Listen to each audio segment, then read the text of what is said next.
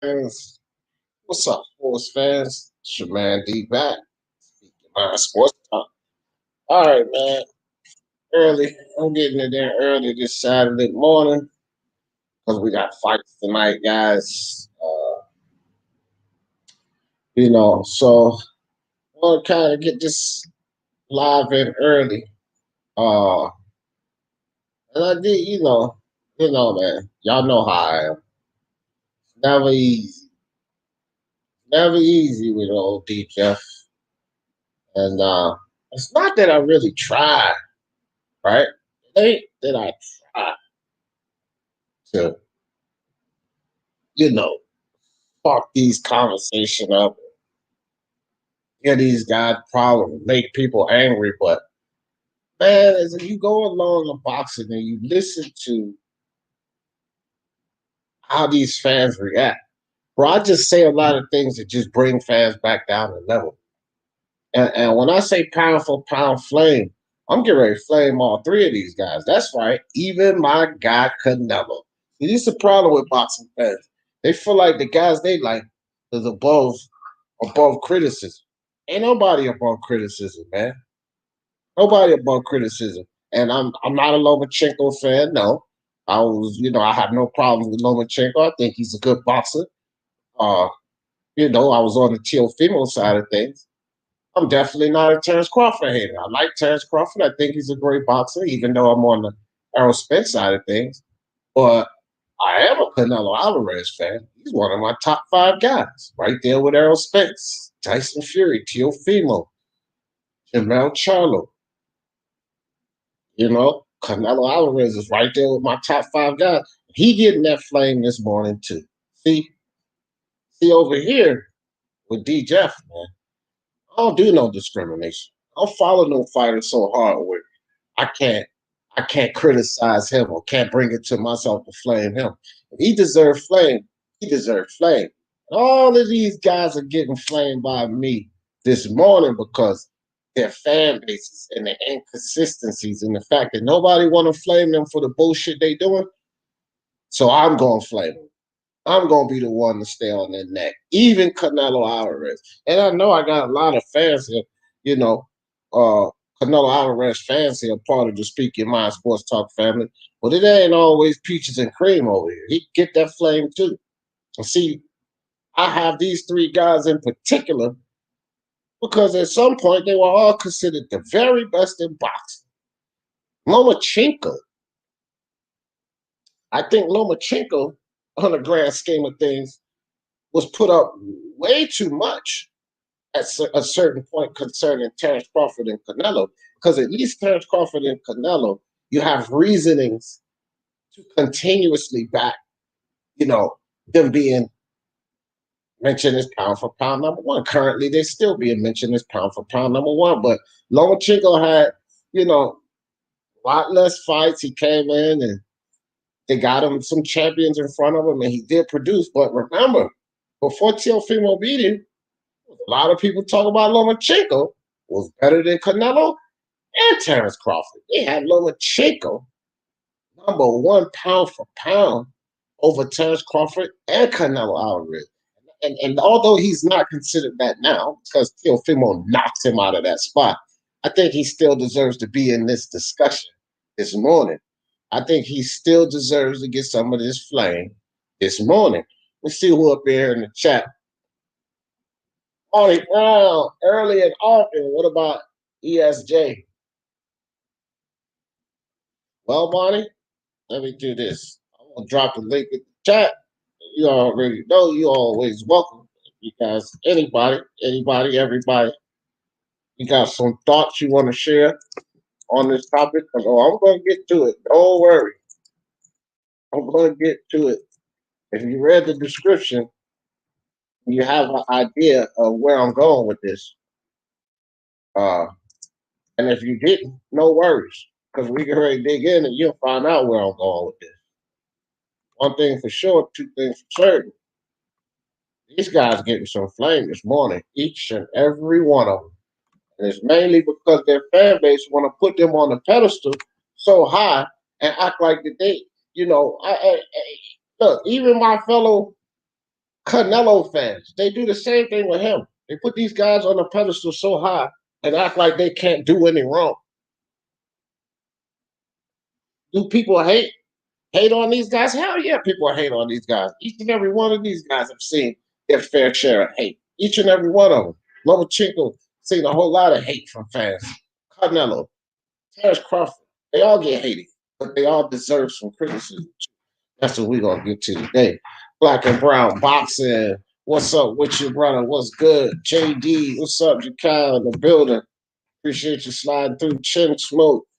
Yonder, the Jefferson, saludos como está, hermano.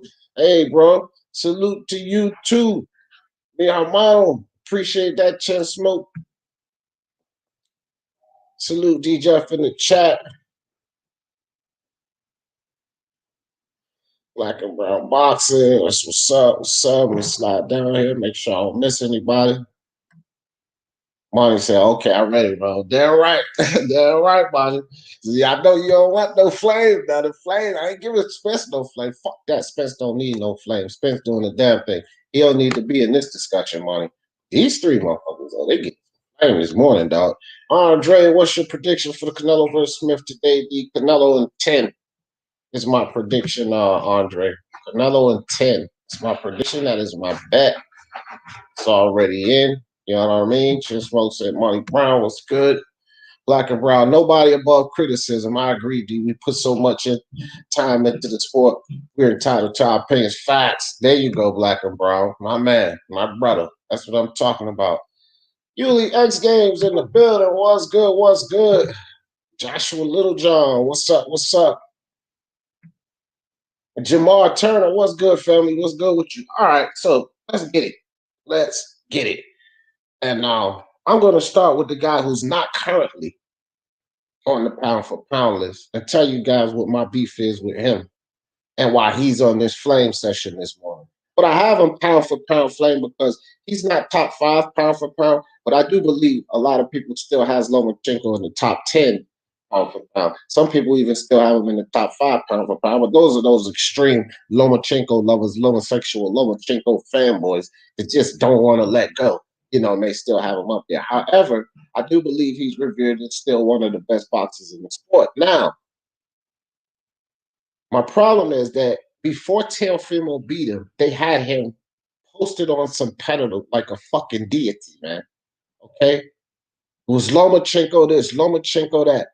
You know, they say all of this nonsense when Bob Arum, Lomachenko was Bob Arum's golden boy. Let's keep it real, man. Let's keep it real. Terence Crawford had a damn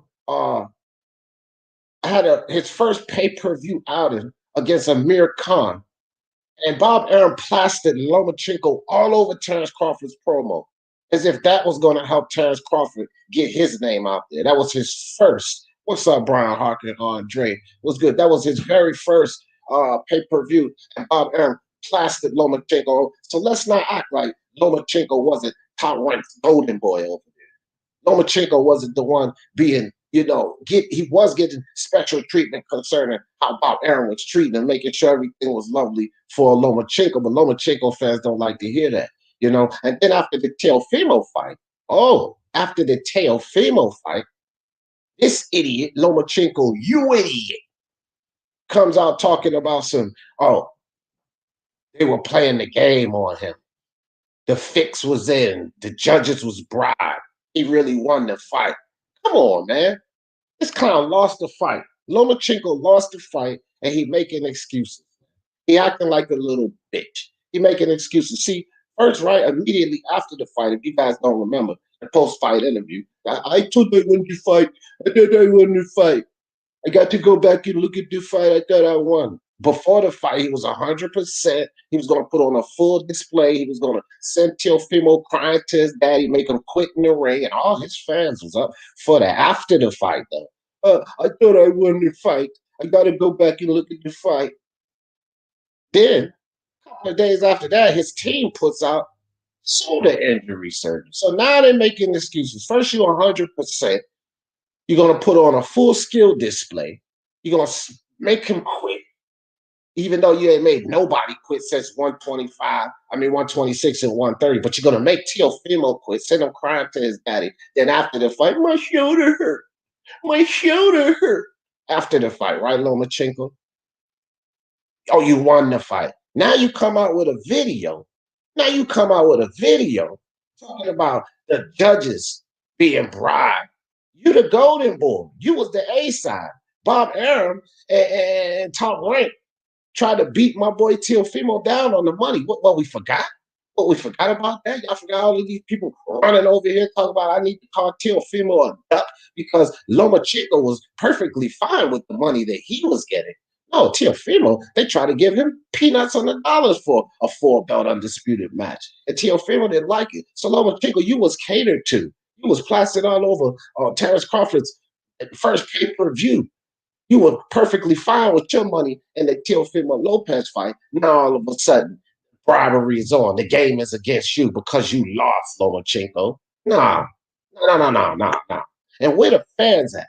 You know, I keep talking to these Lomachenko lovers. These Lomachenko lovers, they don't have nothing to say. It's people actually defending and saying it's not so bad that video he came out. You know, I brought it up last night. I was on BDA's channel. It seems like it's not so offensive. But he comes out with a video purely making excuses. No class. Judges being bribed. He really won the fight. It should have been at least a draw. All of this. But it's okay that Lomachenko says that, huh? The #1 pound for pound guy. The guy that y'all was comparing to Floyd Mayweather. The guy that y'all said was the best in boxing. He makes these excuses after the fight. This was the same guy that said he was 100%, who put on a full skill display, but he decided to practice social distancing the first 6 rounds of the fight. That's a full skill display. What was wrong with his shoulder the first 6 rounds of the fight when he won't throw no fucking punches the first 6 rounds of the fight, right? First 6 rounds of the fight, he don't throw no fucking punches. He tells us he's fucking 100%. He's going to put on a full-scale display. Well, I didn't see a full-scale display the first 6 rounds of the fight. I didn't see a punch he could have thrown the first 6 rounds of the fight to cause him no shoulder injury. But then after he loses the fight, he comes out with some goddamn shoulder injury excuse. And y'all just sit there and suck it all up. He cries and talk about he think he won. He got to go watch the footage again. And y'all suck it all up. And he come out with a video. Oh, it ain't that bad. It ain't like Wilder. Y'all immediately go running off at the mouth about what Wilder do. Why don't we hold Lomachenko to the flame for being classless, a sore loser, and crying like a little bitch after he won the fight? He crying like a little bitch after he won the fight. And that's the facts, right? That's the fact. I don't know who that was that just came on the panel, but come on back. Come on back, because I don't know if you was coming up here for some Lomachenko defense or trying to defend any of these guys. Because if any of you guys, if anybody, okay, J Mac, there you go. Because if anybody want to defend any of these guys, click that link. Click that link if you want to defend any of these guys. Ronald Finkley, what's good? My man Joe in the building. How's Cliff Bailey? What's up? Willie Williams, what's good, brother? All right, Jay, what's good with you, J Mac? Yo, nothing much. I don't even know who this show is. I don't know what the topic is.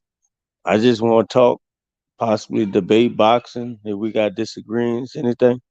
All right, if you disagree, that's cool. Hey, that's fair. Well, let me ask you this, and I'm starting off with Lomachenko. And I know you heard some of the things that I was saying about Lomachenko. This is a flame session, J Mac. That's what this is Okay. right now. And I'm flaming each and every one of these guys. And I'll tell you something. I call it straight. I call it straight down the line. Canelo Alvarez is one of my top 5 fighters, fam, of everyone. And you see him on this picture because he gonna catch some flame too. And I'll get to that.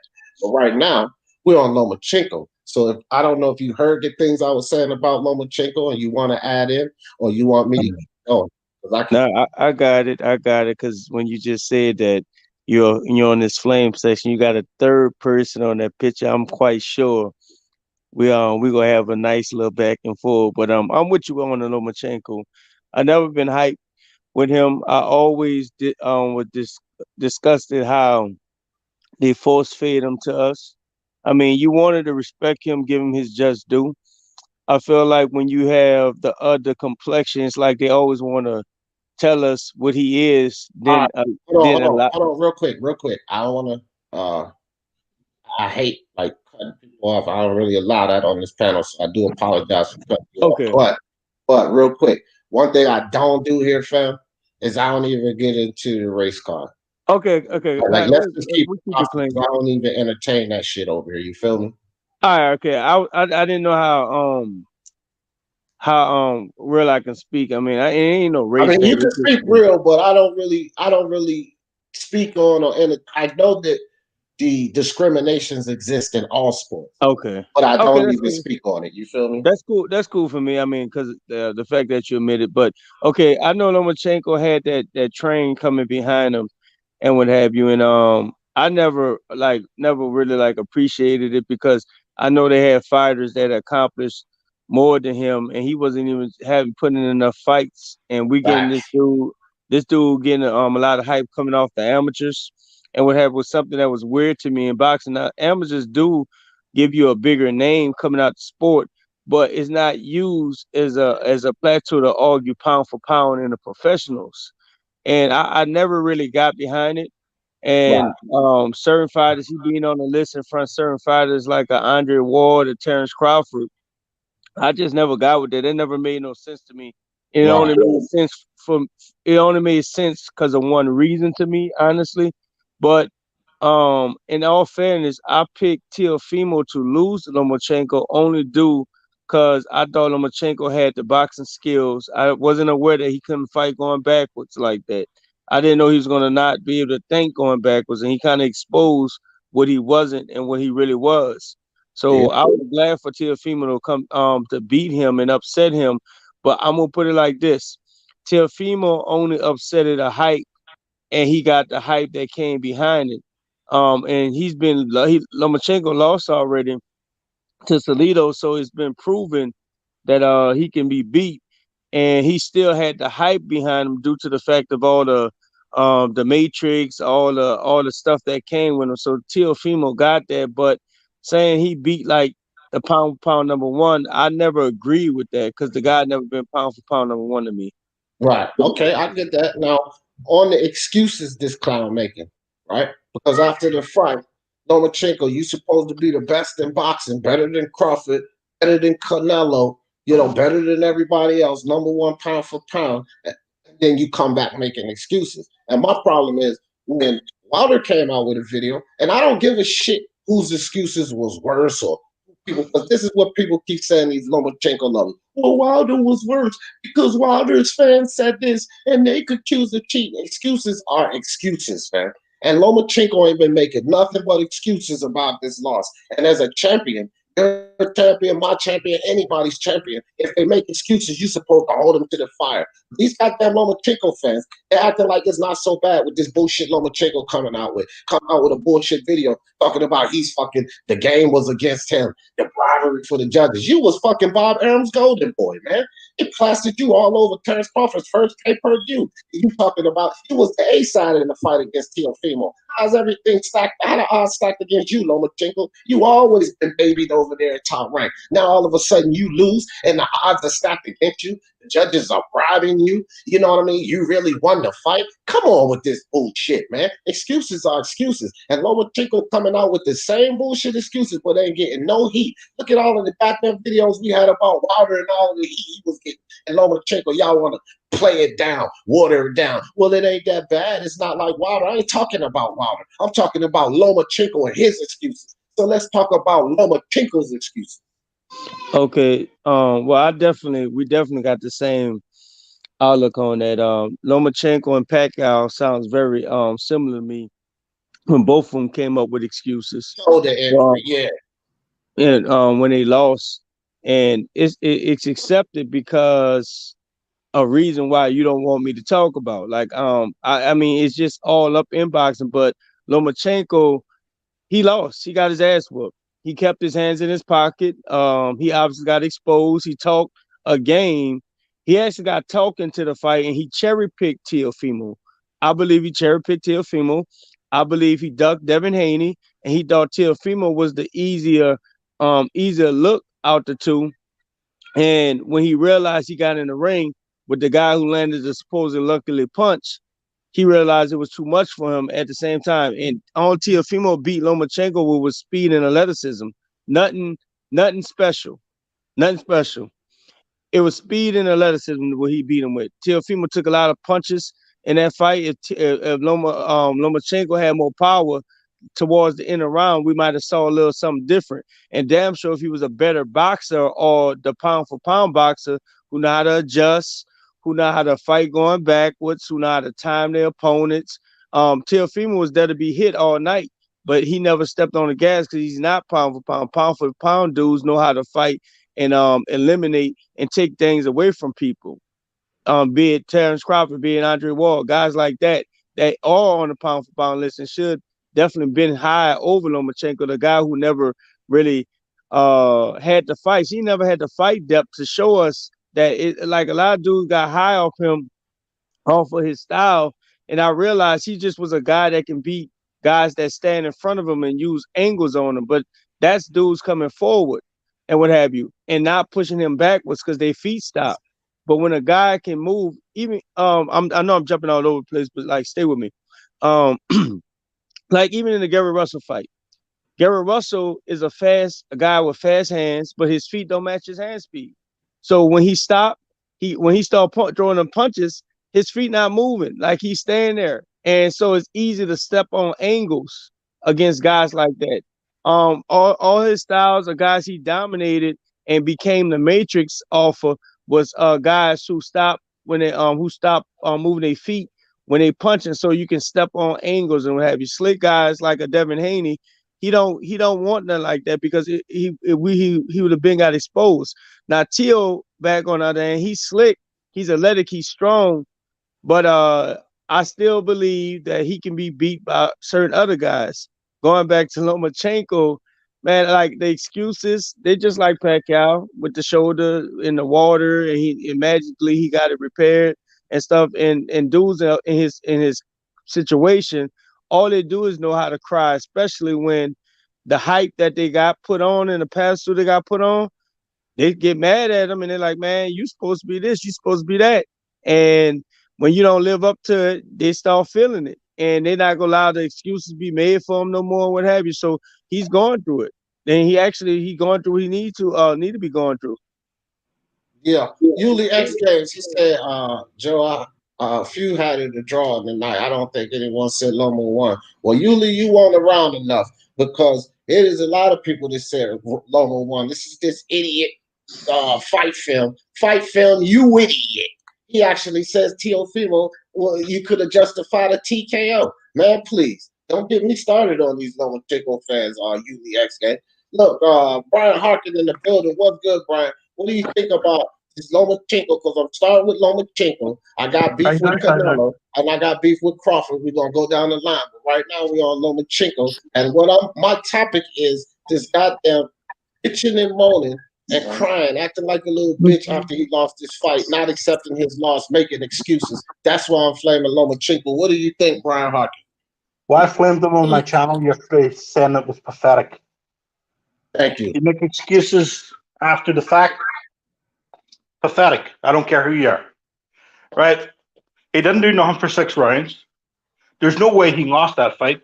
So how could the judges be against him? Or there's no way he won that fight. So how could the judges be against him? One of the scorecards, yeah, was off, but that happens pretty much every single. A lot of fights. Yeah, in a lot of fights. It's not just Lomachenko. So he didn't win that fight. Personally, I give it a draw. But if I was to push, I could give a 7-5 to Teofimo. Right. So there's no way in hell he won 7 rounds to win that fight. So how can you say it was a robbery? Right. And how can he sit up here and say he won? But go ahead, Brian. My bad. Go ahead. No, I'm right. I'm just saying, right? I like Lomachenko, but this is pathetic, right? And I didn't think it was in his character, so I was wrong about that. Appreciate that, Brian. Truth, truth and honesty, fam. And this coming from a real fan of boxing, but who was also a Lomachenko fan. So that's truth and honesty right there. I appreciate that, Brian. Mike from Boston, what's good with you? What do you think about this Lomachenko situation? Just moaning, just bitching and crying, making excuses. What do you Hey think? man, I mean, obviously, I see it for what it is. It's a goddamn excuse. Every time I hear an excuse, it's the same fucking thing. Whether it's coming from fucking Deontay Wilder or whether it's coming from Manny Pacquiao. If you lost the fight, then you lost the fucking fight. And move on and win the fucking next one. But at the same time, I hear like I don't know who.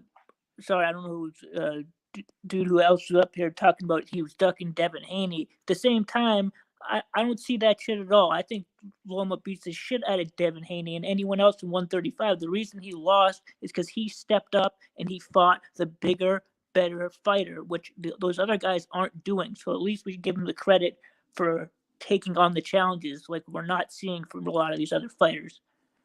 Right, right. And real quick, I want to speak on that too because J Mac, I've already dispelled that shit over here, fam. That's what I do. And you say you knew over here, so you can go back and check out the lives. But I've already dispelled and debunked that narrative and that bullshit about Lomachenko bucking Devin Haney. And bro, I'm gonna tell you like this, J Mac, since you are over here, I exposed this situation live on Ring IQ talking to Bill Haney himself. And I got him to admit to things that I know. So I'm going to privy you to that information right now, friend, so that you don't continue thinking that there was a duck situation, okay? And this is not from articles. This is not from hearsay. This is from the horse's mouth. I backed Bill Haney up into a corner, and I forced him to admit this on Ring IQ Live, and you can go watch it too, okay? So here's how it goes, J-Mac. There was never any fucking duck of Lomachenko to Devin Haney. Bill Haney and Devin Haney was talked to by Mauricio Sulaiman when they decided to accept Abdulayev. Now, this was before Santiago or Gamboa. When they decided to accept the Abdulayev fight, Mauricio Sulaiman told them that that would sever any ties or any fight to Lomachenko with them. And I asked Bill Haney, I said, well, Bill, if Mauricio Sulaiman told you that, and you knew that the WBC was full of fuckery, then why would you still take that belt knowing that you would have no ties to Lomachenko? And what Bill Haney told me, J-Mac, was that, well, I can give you 2.5 million reasons why. Cool. I'm cool with that. But Bill Haney admitted that he knew he wasn't going to have any ties to Lomachenko, and he did it for $2.5 million, meaning Lomachenko didn't duck a goddamn thing concerning Devin Haney. That was a fucking narrative, and I dispelled and debunked that narrative a long time ago. And then I collaborated and solidified it and validated it when I backed that Bill Haney into a corner, and he fucking admitted that they knew that they would have no ties to Lomachenko once they decided to fight Abdulayev. Okay, so there was never a duck. So I need to clear that up too, because I don't play any narratives over here, fam. I just debunk and dispel all of it. Okay. Hey, look. Let me respond to that. I'm gonna do my research, and I definitely take what you said in consideration, because you gotta remember, boxing is still based off the things we perceive and how was our perspective when we hear the information. So I never heard that interview, but I will consider it going forward into a debate. And if I need to further in a debate in my back and forward, I'll do my research on that. But I mean, I came on with my knowledge and what I understood about pretty much what went on with Lomachenko getting the franchise title, actually filing for it, and Devin becoming the champion. Somehow that 2.5, I never came across or was privy to that information to know it or even add it to my back and forth. So I mean, I got you on that. Yeah, and I want you to subscribe and stick to this channel, because that's what I do, bro. I talk to a lot of these guys behind the scenes. I dig for the truth, fam. And here's another thing that I'm not sure if you did know, but I'll share this with you too. Lomachenko really didn't have too much idea what was going on. This was a plan from Bob Arum and Mauricio Sulaiman. They decided to do this behind Lomachenko's back. It was thrown into his lap, the franchise situation. But the reason Bob Arum did it, J-Mac, was because he wanted to devise a plan to keep those belts in-house inside of Top Rank. So if he goes and fights Devin Haney or anybody else and the belts are risked outside of Top Rank, then he won't have those champions there. But by doing what he did with Lomachenko, going after Teofimo, no matter what happened in Bob Arum's corner, all of those belts would still be at Top Rank. So that was the whole thing behind that. It didn't have shit to do with Lomachenko or Devin Haney. It was Bob Arum and his fallacies and foolishness in boxing, and Mauricio Suleiman, which we know is a complete idiot for the WBC. We know this. Let me ask you a question then. Let me ask you a question. So Devin Haney was never Lomachenko mandatory. Never a mandatory. Never. Not once. Never a mandatory, and that's been proven. And Bill Haney admitted to it.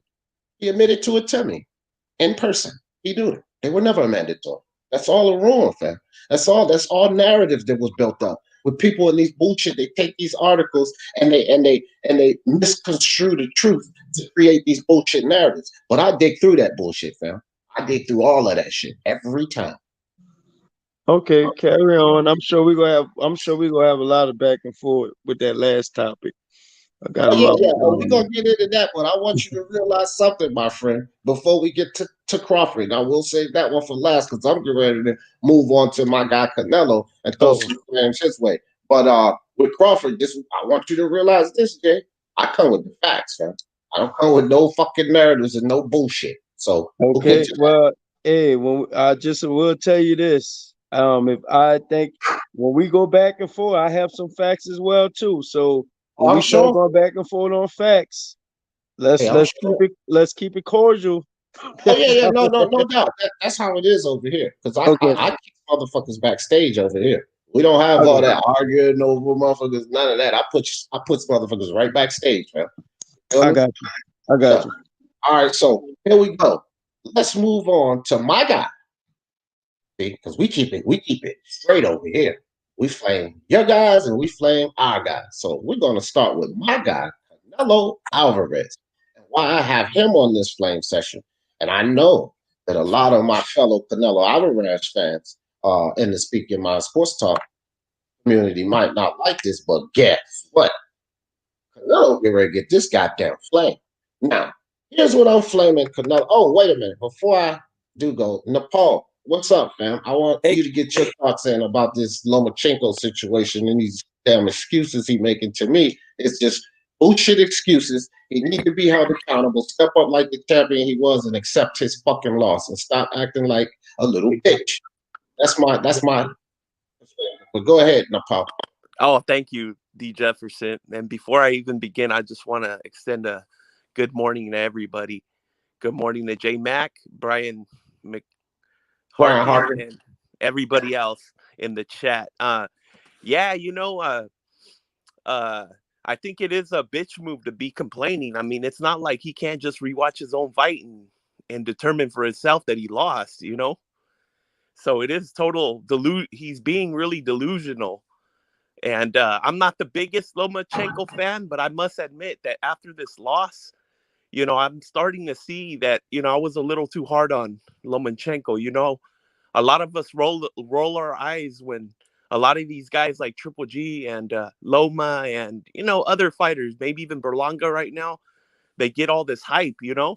We roll our eyes and it's a little annoying for the hardcores. But to be honest, like I said, I'm starting to kind of like Lomachenko now, you know, because, you know, I look at it like this.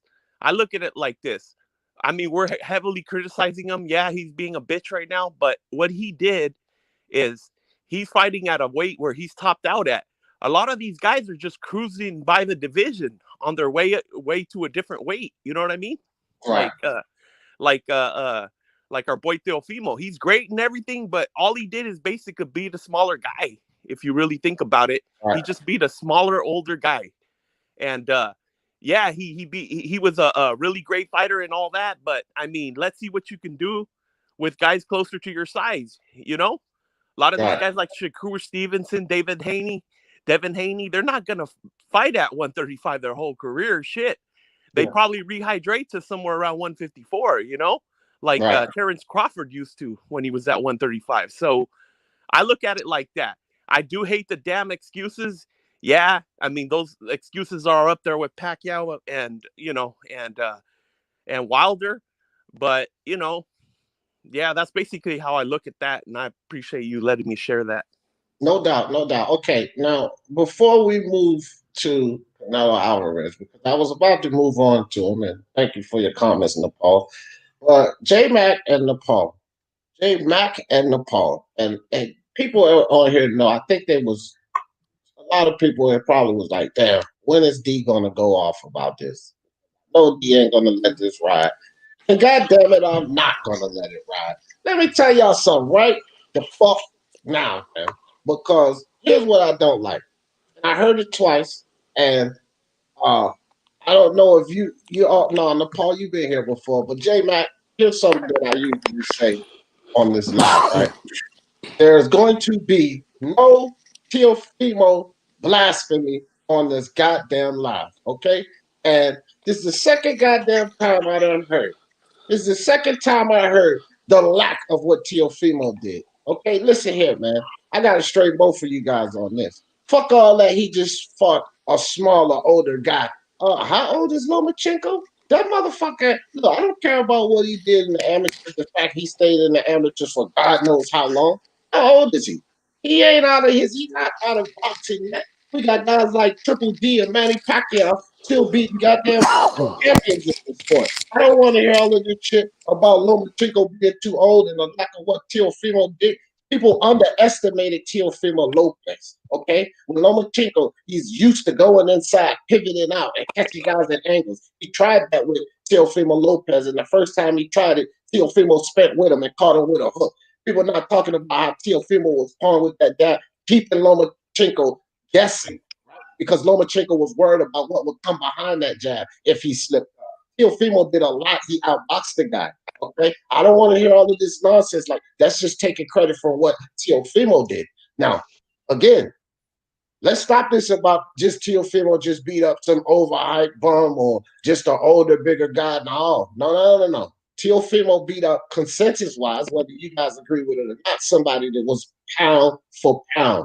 Okay, because there was a lot of people clamoring on about this guy being pound for pound. And here's another thing: Lomachenko has definitely a lot of skill. And when he gets to Teofimo Lopez, he already had 4 valid fights at 135, which means he proven himself at 135. Not like a fucking Tank Davis that only fights an old chinny Gamboa. One fight at 135, take him 12 fucking rounds to knock him out, and now being considered the best at 135 by fucking Floyd Mayweather. Get the fuck out of here. Lomachenko, he beat Corolla. He beat Pedraza. He beat Linares. He beat Luke Campbell. He proved himself to be a 135-pound champion, man. So when he gets to Teofimo Lopez, the next bigger guy, because if I'm not mistaken, outside of Corolla, all of those fucking guys was bigger than Lomachenko that he beat up and he made look like they couldn't box. But when he gets to Teofimo, all of a sudden it's just a bigger guy. Get the fuck on with that, man. Get the fuck on with that. You give Teofimo all the respect that he's due. I don't want to hear no slack of Teofimo because Lomachenko couldn't get the motherfucking job done. We're not going to keep talking about Teofimo like that. Not here, because that's also one of my top 5 guys, and I won't hear the Teofimo blasphemy. So we got 2 more people that jumped on the panel. I want to get their thoughts on Lomachenko and this bullshit crying before I move to Canelo. Stone, boom, boxing in the building. What's good with you, brother? Let me get your thoughts on this Lomachenko situation and Teofimo, fam. Oh man, I'm blessed, man. Blessed. Can you hear me good, man? Because it's choppy on my end. I don't know. Do I sound all right? Nah, we can hear you. We can hear you real fine. Cool. Oh yeah, I was just listening and I heard the Lomachenko, the franchise thing. We listen, if you're a fan of boxing, we remember one of the YouTube boxing community guys being in Mexico when that happened. And Carl Moretti and Bob Arum said they requested the franchise. And Lomachenko was there to receive it. He wasn't blindsided. You don't fly to Mexico blindsided. He flew to Mexico to be awarded the franchise title. No other reason. No other champion was there unless they were being serenaded or being congratulated. They went there, they asked for that, and they got it, and he accepted it. If he didn't want it, why are you going to be in Mexico walking on the stage to pick it up? That's only one of the things that I heard that, I just disagreed with. Like, we just acting like people are maneuvering on his behalf, and then he has no say-so in this. He could have said, no, I want to stay WBC champion and I'll face my mandatory. Yes, they did that to keep the belts in case Devin. I feel Devin Haney would have beat him. So they wanted to postpone that WBC fight happening so that they could do the Teofimo fight. But that's fine. But I ain't gonna put that on Bob Arum. That's part of the plan that Lomachenko agreed to. He walked on that stage, gave a speech, bowed his dad and all of them, accepted that franchise title. That wasn't blindsided. That was information that they knew about, and they flew to Mexico with expectations of being made franchise champion. Okay, Just like Canelo did want to fight Charlo, and he accepted that franchise title. Okay, Stonebone, let me ask you this. If he accepted that franchise title, right, so that he didn't have to fight Devin Haney, then you tell me why Devin Haney and Bill Haney severed ties with the fight to Lomachenko for $2.5 million before the franchise belt ever even took place. Because that's the timeline, fam. Devin Haney and Bill Haney, hold on, because Bill Haney told me this himself. This ain't no fucking hearsay. The timeline was the Abdullah fight. They accepted the Abdullah fight, knowing they would have no ties to Lomachenko, and they did it for $2.5 million. So if Lomachenko has no ties to Devin Haney at all, how the fuck does the franchise situation have anything to do with him fucking Devin Haney? It don't add up, fam. And Bill Haney, yes, it does. Because listen, the reason why, because it don't matter what they listen. If the WBC says you're the mandatory for the WBC was never title a mandatory, holder, fam. he was the number one. Just like Dillian White, Devin Haney was number one. Mauricio Suleiman said that he was ordering him to be the mandatory. If he wasn't the mandatory, hold up, real quick. If he wasn't the mandatory, the same as Charlo, neither of them would have been elevated to title holder. That wouldn't listen. They would have had to fight an interim bout, or they would have fight a number one versus number two. They were ordered the mandatory, and when the title is vacated, the order mandatory is raised to the title. That's in the rule book.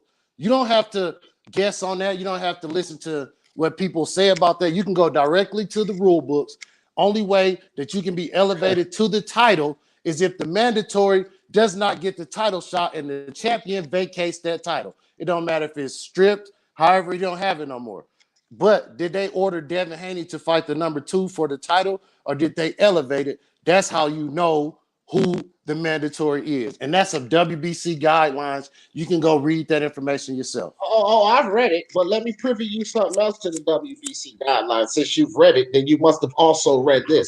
At the end of every one of their fucking addendums, it says this clearly: at the WBC's discretion. So it can be absolutely. In there. Yeah, hold on. So it can be in there and they can change it. But again. So are you arguing he wasn't? Are you arguing he was number one? Hold on. I'm trying to see what you're arguing. Well, are you arguing he wasn't mandatory, or was he number one? Okay, hold on for a second. I'm not arguing anything. I'm getting ready to drop the facts on you. I'm not arguing. Present. My bad. Present. I'm sorry. Okay, well, check it out. It's funny to me that you're saying that he was a mandatory, and Bill Haney said that they were never a mandatory. So you go make that argument with Bill Haney and Devin Haney, because they already accepted the fact that they were never a mandatory. Bill Haney admitted to me on Ring IQ Boxing that he was never a mandatory. Yet you, my friend, are sitting up here saying that he was a mandatory. But Bill Haney said they were never a mandatory. So who's right? You Stone Cold or Stonebone or Bill Haney? Who's right? So listen, you can go back and watch the WBC convention and WBC. Hold on. Let me listen. Who is right, Bill Haney or you? Because he said he was never a mandatory. So you know more about his situation than him. Listen, no, I'm just saying. When did he say that? All I can go off for the interviews. I've seen him say we was Lomachenko mandatory. He became.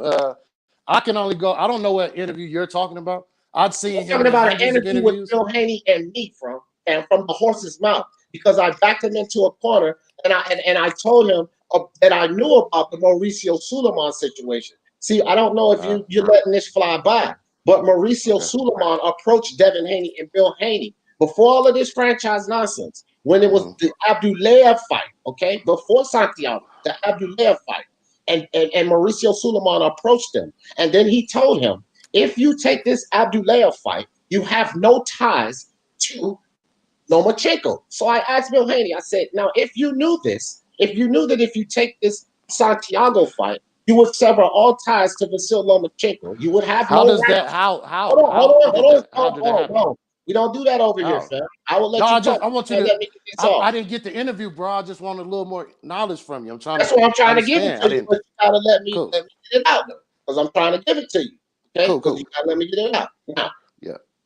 when he approached him and he told him, "You will have no ties, no ties." That means ain't no mandatory, no interim matters. You have no ties to Lomachenko. I said, Bill Haney, why would you do that? Why would you take that elevation, knowing that over there at the WBC, he's telling you you will have no ties to Lomachenko. Why would you do that, Bill Haney? And Bill Haney told me, I'll give you 2.5 million reasons why, brother. I said, okay, Bill, cool. So you did it for the money. So you're telling me you did it for the money, but you knew you want no fucking mandatory. You had no right to Lomachenko, but you decided to do it anyway. And he said, hey, this is boxing. Now you can go to Ring IQ, my friend, because I don't tell no lies, Stone Bone. You can go to Ring IQ, pull up the live, and listen to Bill Haney tell me this himself. Okay? So I don't care about no articles and all of this hearsay. This comes from the horse's mouth. The motherfucker never had ties to Lomachenko and was never a mandatory. From the horse's mouth, fam. So what? He was just number one then. So what are we saying? Hey. So was Dillian White for 1,000 days. But if you ain't mandatory, you got no rights, fam. And if Lomachenko, if Devin Haney never had any rights to Lomachenko, how the fuck could he duck him? He couldn't duck him if the kid never had no rights to him. The franchise situation was solely because of greed, fam. Greed. They requested it though, so they requested it. That's public. No, that's public. But that's what I was trying to they tell did that you. in public on the stage. But that's what I was trying to tell you. Bob Arum and Suleiman worked the deal. With Lomachenko, of course, he flies down there, he takes the belt, but the deal was made, fam. Bob Arum already finagled those belts to stay inside. So when he gives Lomachenko a call out in the fucking Ukraine or Kazakhstan, wherever he at, and he tells him to come accept this, that doesn't mean Lomachenko has to go and put the whole deal down. He's just gonna accept what the goddamn dude told him. Bob ran him lovely. Bob was spoiling Lomachenko. Oscar Marlowe, why would he go against what Bob said? Why would he do that? He had no motivation to go against what Bob said. Right. But that doesn't mean he was in on the damn scheme. You feel me? Bill Haney and Devin Haney knew they didn't have no fucking ties to Lomachenko. See, those narratives is why people keep going forward with bullshit later on. But I dispelled those things earlier. But I'm a small channel. Everybody don't get to hear me punk the fuck out of these narratives. Yeah, this my Jay. One of the guy that was just on here, J Mac. He had put me on your show. This is my first time hearing you. I'm gonna go check out when was your. I'm about to subscribe to your channel there. When was your interview, man? I'm gonna go back through your channel, but I want to start with the Bill Haney. Like when was what that? What I'm gonna do for you, fam, is I'm gonna go back and I'll hit my guy Julius Ring IQ up and ask him exactly what live is, or I'll find it and I'll definitely send it to you. So you can sit there and listen to the whole thing. This was me in a personal interview with Bill, fam. This ain't no fucking hearsay or no articles. I back Bill ass into a fucking corner. I don't even play them games. You feel me? Well, shit, man. Congratulations to you, man. You're a small channel. You getting the press Bill Haney's and stuff, man. So hey, all right, bro. You piqued my interest, man. I'm gonna be paying attention, man. So I'm gonna check that out, man. But I'm gonna see where you at. I'm gonna listen a little more, man. And if y'all still on, man, I'll jump back in if I hear something, man.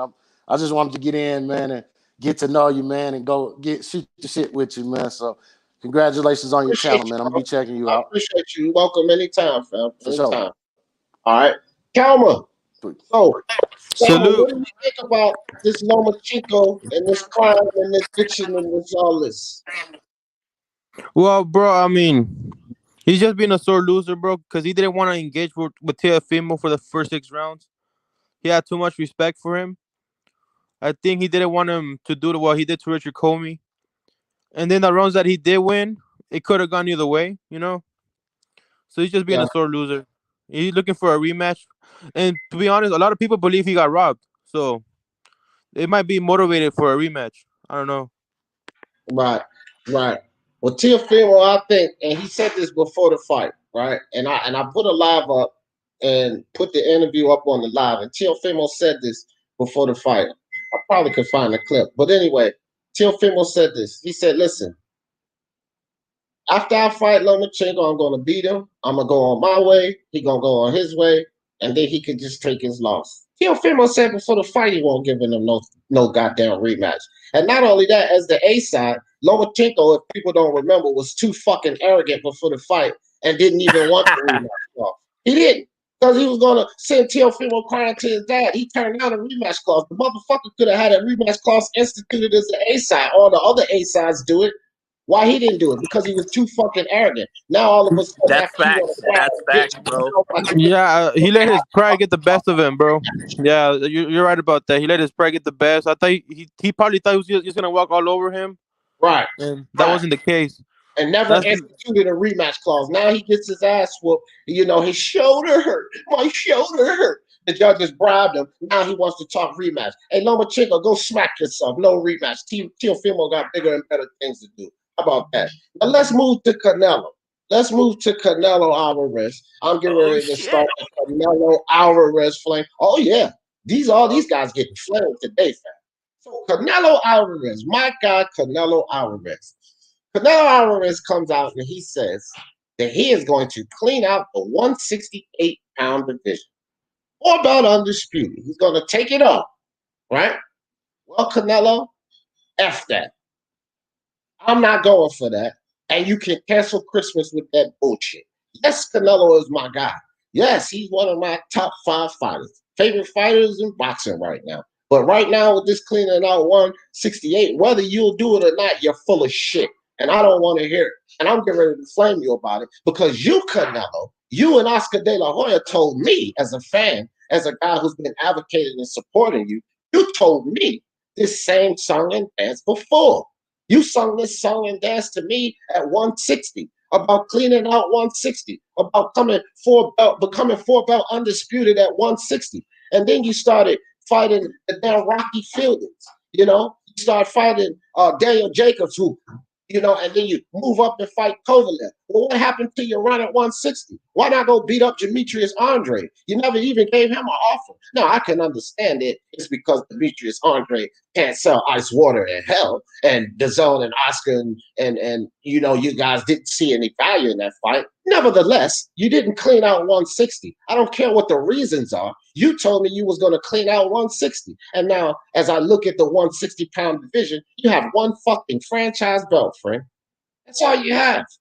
Okay? I think he has a WBA and a fucking franchise belt. Well, what about that WBO you need to go clean up? What about the IBF that you need to clean up? What about the WBC that you need to go snatch from Charlo? Because you decided to take that franchise belt. Now, see, Canelo is unlike a little Lomachenko situation. Oscar and Canelo and DAZN knew exactly well what the fuck they were doing. Because Canelo was just in lieu of dumping that WBC belt because he was not going to be restricted. So Mauricio Sulaiman, greed, invited this whole franchise situation so that he could collect sanctioning fees off of 2 champions. Instead of having Canelo dump his belt in the trash and not get that Canelo sanctioning money anymore, Mauricio Sulaiman came up with the idea of this franchise belt. Well, this will serve 2 purposes. This will allow us to catch up with the WBA and their super champion. We can have more belts. And it will allow me, Mauricio Sulaiman, to be greedy as fuck and collect sanctioning fees off of 2 champions, Canelo Alvarez and now Jamal Charlo, because both of these guys were making money. But Canelo Alvarez, I don't give a rat's ass about any of that. You told me that you were going to clean out 160. And you ain't done it, Canelo. As a matter of fact, you're not even close at this point. You only have 1 belt on that run. And now you want to come up to 168 and you want to run this song and dance on me again? No, what you need to do is go handle that 160 business. I don't give a rat's ass if you do clean out 168. If you think I'm not going to hold you accountable for 160, you got me twisted. And this is the problem with these fans. They sit there and they see Canelo do this. They make excuses about him bouncing around, even though they know that there's some validity to that. They still make excuses. Canelo fighting the best. Canelo, yeah, he's doing that, but he gave us a promise to clean out 160, and he ain't fucking done it. Now he's giving us this same song and dance at 168. And bro, I'm not the kind of guy that likes to hear that bullshit. Canelo gets flamed. I'm gonna start off with you, J Mac. Who do you know in that situation? Okay, I'm glad you started off with me. Okay, I'm going back to what you said about is no Canelo don't see anything in fighting Demetrius Andrade. I'm gonna call BS on that because somebody like in Canelo position, the cash cow, or supposed to be the face of boxing. You know he ain't have no problem selling out. Canelo can fight the Rocky Fielding, the Liam Smiths of the world, and they gonna do for us the money, which he didn't got himself in. He's gonna do good. So Canelo don't need that excuse of who's not value and what's going. He cherry picks who he wants to go through, who he wants to fight. And he stays away from certain styles and avoids certain fighters. Now, Canelo of the yesterday, yes, he had got in the ring with a Floyd and lost. Yes, he got in the ring with Lara, and arguably, I believe, lost, but got the decision. And yes, he beat Austin Trout that was fresh off a Cotto win and what have you. I give Canelo that Austin Trout win, but somewhere at some point, I think Canelo realized there's a certain style of fighter that he can look good and dominate, and as a fighter, he can't. So he's definitely been sticking to the script. So Canelo sticking his nose back at 160. Right, seem cool, but Canelo sticking his nose back at 160, and I don't know if you hinted at fighting at Arrow yet, which is ridiculous. Yeah. When you got the Charlo, Go ahead. When you got the Charlo, that was his mandatory at 160.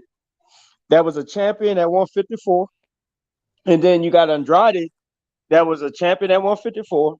And now a champion at 160, and probably about to be a champion at 168 if Billy Joe Saunders agreed to fight him. And I say all this to say this: them guys been in around Canelo weight class when he was making up a weight class at 155. He avoided. They had a chance. They had something when Andrade got stripped from for lack of fighting, and Liam Smith fought for the vacant title, I believe, and got it. And he had no interest of fighting Andrade when he was the WBO champion at 154. But as soon as Liam Smith gets the belt, he moves down from 155, a weight class he created, and go fight Liam Smith for it. And I believe he fought him in Dallas, if I'm not mistaken, if I remember. So Canelo and his ducking, his cherry picking, and what have you, he gets a lot of praise for what he done in the past. I agree. Canelo is probably one of the more successful fighters when it comes down to his fandom in boxing. He got a huge support base, but that gets tainted to where and like puts him on a pound for pound list. I don't have Canelo a pound for pound fighter. I have Canelo a cash fighter. So when I hear somebody say that he can't fight this guy because of value, it makes no sense. Okay, what did Caleb Smith other than because all Caleb knew is a title. Like he doesn't have a big name or what have you.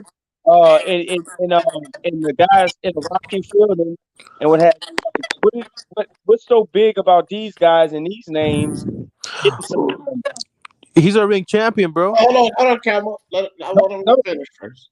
Hey, don't trigger. Hey, bro, look. From what I got on this show. No, I'm not triggered, but I mean that's a big name, bro. He's got the ring and a Super Series. Hold on, Cameron. You know how it works over here. I want him to finish, and then we will respond. So I want him to get his piece off, and then we will respond. Okay. All right. Well, I'm glad he said that too, because he said something about champions. Because, like I said, them guys been around Canelo's weight class, 154, 160, the weight classes he competed at, in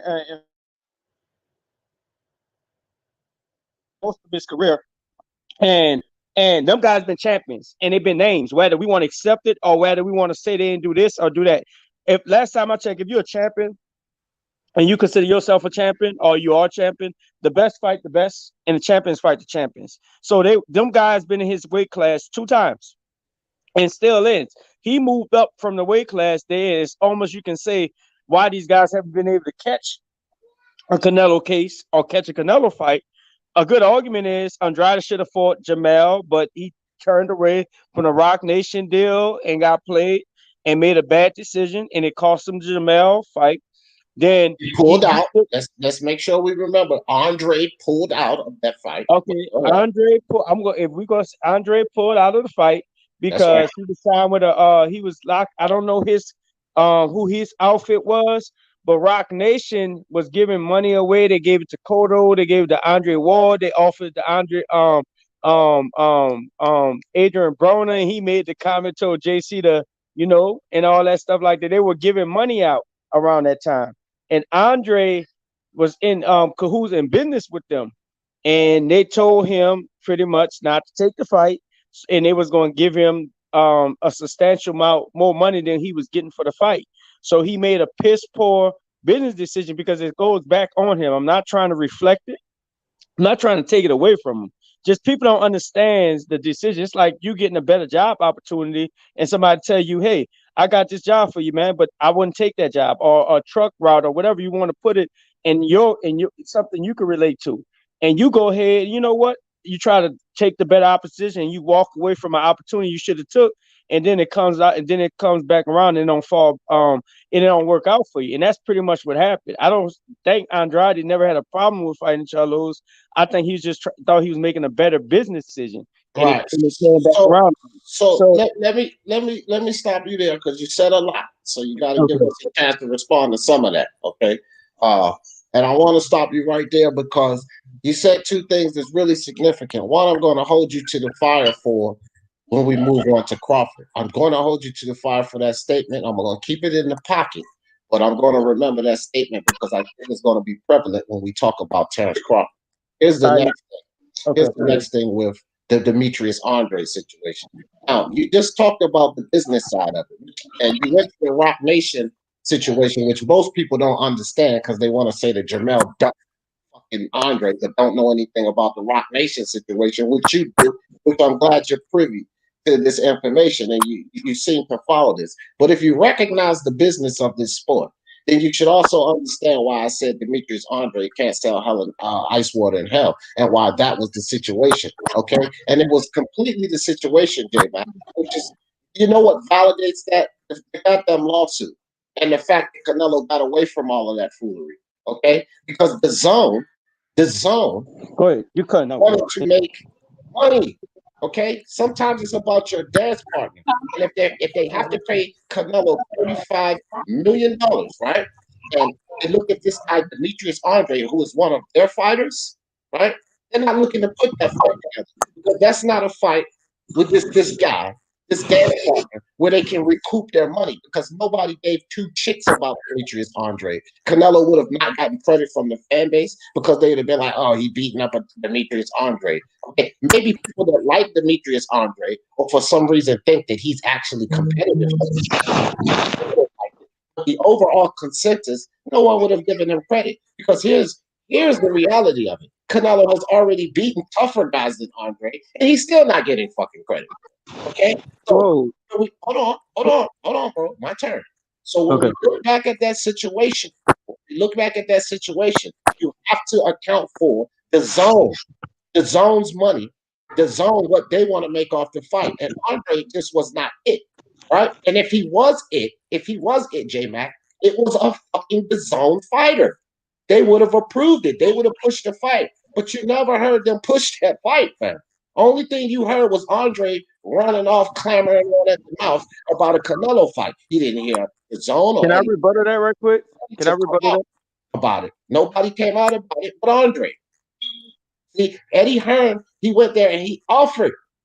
Let's not forget, he offered Jamal Charlo 7 and said he would increase it to 10 to get him in the ring. But where was the deal being made with Canelo Alvarez and Demetrius Andre? Because at the time, Canelo was contracted to the zone. Can I rebuttal that? Go ahead. Okay. First of all, Canelo picks you. You don't pick Canelo. All right. All this who's not selling or what have you, Canelo don't need a dance partner to sell. Canelo sells by himself. Canelo picks the guys he wants to be in the ring with. He's been doing it for the last past year. That's why he's probably on this flame session that we got going on right now. Last time I checked, the flame session for the 168. Okay. Last time I checked, Demetrius Andrade was signed with the Zone, and you said nobody knows him, but the Zone knows him well enough to be paying him millions of dollars for fighting the guys that he's been fighting. And we know he ain't been fighting top quality, which ain't no secret. But a lot of people forget in boxing, that thing go both ways. we always want to point out and use a narrative to support our perspective or what we see or what we think about this situation. Andrade has been being avoided. They're not just paying him millions of dollars because, hey, I just want you to fight over here because I know you kind of good and I know you don't sell good. No, they're paying him for what his potential and what he is and what he can bring when he does get a fight. We're not going to act like Canelo was over there being told what to do over there. We're not going to act like Golden Boy was over there and he just shook Golden Boy. And we're not going to act like Canelo was over there just fighting everybody to where he was fighting his mandatories. Because if we could get on Charlo, and I'm not trying to take it that I want to finish with Andrade because we know he was supposed to fight Charlo, but we know what he did in that direction. That's another example that Canelo picks you because when you go to the Charlo situation, the same argument be made about himself. He may have more fans than Andrade. People may more rock with him, but Charlo still didn't get picked as well. So Andrade is no reason why Canelo could not have or should not have fought Demetrius Andrade with the guy being a champion in around his weight class for the past 6 to 7 years. And whether we're a fan of the fight or whether we're a fan of this fight, Canelo is the cash cow. He's the face of boxing, everybody likes to say. And when you're the face of boxing, you don't get the luxury of picking certain fighters and using the excuse saying, especially when you're the cash cow, you don't get the luxury of saying, oh, he can't sell this. He can't. No, you don't need nobody to sell because Kevin Smith ain't selling anything. What's his fan base? What is he going to sell? What brings him and makes him more of a guy that's going to bring in cash, bring a lot of money or pay-per-view sales for what you call him. So let me answer that. Hold on, because you saying a lot, bro. But it's a clear answer to the Callum Smith. Okay, and then you said a couple of things that you were kind of off on, but let me answer the Callum Smith. No, I wasn't. Hey, guys, hold on. Let me just say that you guys are going way off topic of Canelo trying to unify. I know. That's when why you guys get a chance, let me speak on that, and then you guys can, when you guys get a chance. Go ahead, guys. Okay, Nepal, hold on. I was getting ready to definitely bring it back to that because I alluded to that with Jay back before. Like this is Flame concerning the 168, and he is kind of going off. But my bad, bro. My bad. Let me tell you this real quick, J Mac, because there's a couple of things that you're saying, fam, that I don't know. You're understanding the business, and then you're kind of negating the business, right? So you understand the business on certain points, and then you negate the business on other points. And I don't create narratives here. So for one thing, when you talk about Canelo himself can pick his own fighters, right? If that were the case and he could pick whoever he wanted to fight, why the fuck did he sue and get away from Oscar and DAZN? Because DAZN wasn't approving fights. See, the deal that Oscar had with DAZN. I got an answer for that. Hold on, dude. Hold on. He had to present the fights, and DAZN had to approve them. So it wasn't a situation where Canelo was going to pick who he wanted, because DAZN still had to approve him, and Oscar was a fucking middleman, which is why Canelo got out of this situation, right? So we cannot ignore the fact that he got out of the situation because of what you're talking about. If he had the opportunity and the ability to do that, then why would he get out of the situation? Okay, that makes no sense at all. But I'm going to let you go over that, and we're going to stick to the script after this. The reason why you just asked me, why did he sue to get out of it? DAZN, obviously, and this is just my opinion, you just said you don't put a narrative. See, I don't think you understand when I say a narrative. Everybody got their narrative. Everybody watch the sport, and they take away what they take away from it. We hear the interviews. We use our interviews. Some of us are privy to closer ups and what have you, but it's still perspective because everybody got a side that they're in line with. And just because you're a bigger star, your side may be more like, okay, a guy, you like, it's easy to dismiss a guy that's trying to really get the fight, but we don't really take the credit of the side of the guy that's really trying to get the fight and understand his look on it and just go with the bigger name. That's what I mean when I say narrative, because everybody got the way they're going to run this race in the sport of boxing, and the fans are going to pick and choose and hear what they hear, perceive what they perceive, and take it how they take it. So when I say this, Canelo, from what I understand with DAZN obviously ain't been making the money that they want. So when Canelo went for this opponent that he arranged with the WBC after Benavidez was stripped for cocaine or missing weight, it was cocaine or missing weight, I don't remember which one it was. And they stripped him of his belt. Canelo tried to pick a guy, and DAZN like, hold on, look, we've been taking this, we've been taking that. We on a pandemic. You want us to pay you this for that? They said, no. This ain't about be how it go. So when I say he picks you, yes, Canelo does picks his opponent. But when he tried to pick this opponent, the same thing when Andre Ward a few years back tried to pick an opponent, and HBO told him, no, you can't fight this dude, and what have you. DAZN stepped up and said, you know what, bro, we paying you. No, you can't fight this dude. Canelo is known as the face of boxing. He's a diva. He like to have things done his way. He feel like he should be able to pick and choose what he wants to do. My personal belief is he got rid of Oscar De La Hoya due to the fact that why is he paying Oscar De La Hoya? Canelo don't need he don't need no promotional company like that. Canelo could be his own promoter. He hired the guys to put him in place, but he don't need no Golden Boy. He's been carrying Golden Boy for years. So a lot of that, paying this money to Golden Boy, this, that, making his own decision, I'm sure at some point he outgrew them shoes and he got tired of wearing them.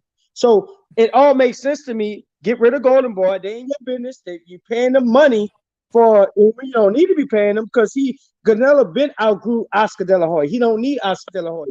So he got him about his business. That was one that happened in a case that just passed. And then second, all right, bro, look. I do want to move on for this because it's kind of throwing us off the topic, fam. I got you, bro. I got you. Start another live, and we could definitely do this about Canelo because you said a lot of things that myself, Calmer here, don't agree with, and probably a lot of other fans. They're not going to agree. They're not going to agree. If it, so to speak, because it's basically like I want to flame these guys for specific things and this back and forth about like you had ideas about Lomachenko that was kind of off of the bitching and moaning. Now you got ideas about Canelo that's kind of off of the 168-pound claim.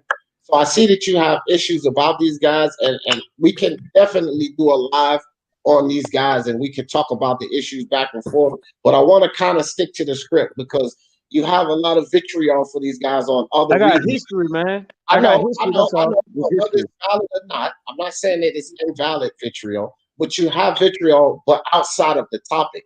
But you bring that to the live. You feel me? Like I got you. To the script. So, Nepal, Canelo situation, 168. What you think, fam? Okay, I want to keep it really specific, and I'm gonna tell you, D. Jefferson, if you have to interrupt me because I'm wrong on any of this, feel free to. All right.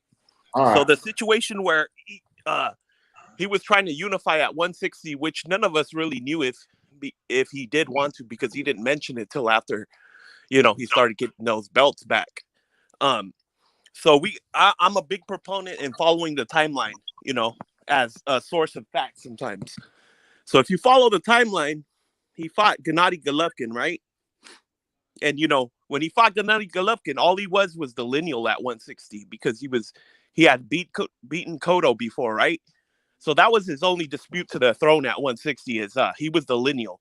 So he fights Gennady Golovkin, and at that moment, we all know Gennady Golovkin had 3 belts, and the only other champ that was left was Billy Joe Saunders.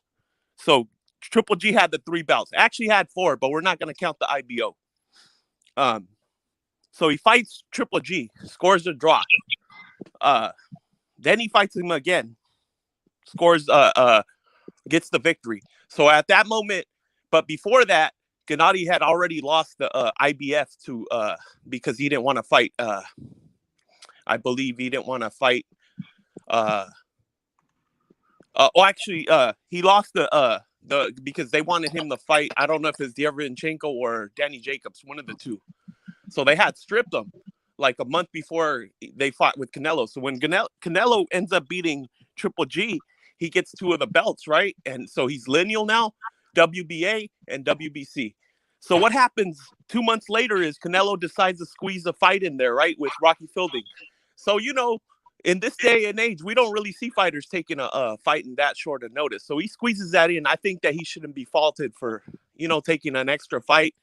We know he imposed a 10-pound rehydration clause. That's neither here nor there. It's different weight class, so it really doesn't matter. But the next fight, right away, he goes after that IBF belt that Triple G had gotten stripped for, right?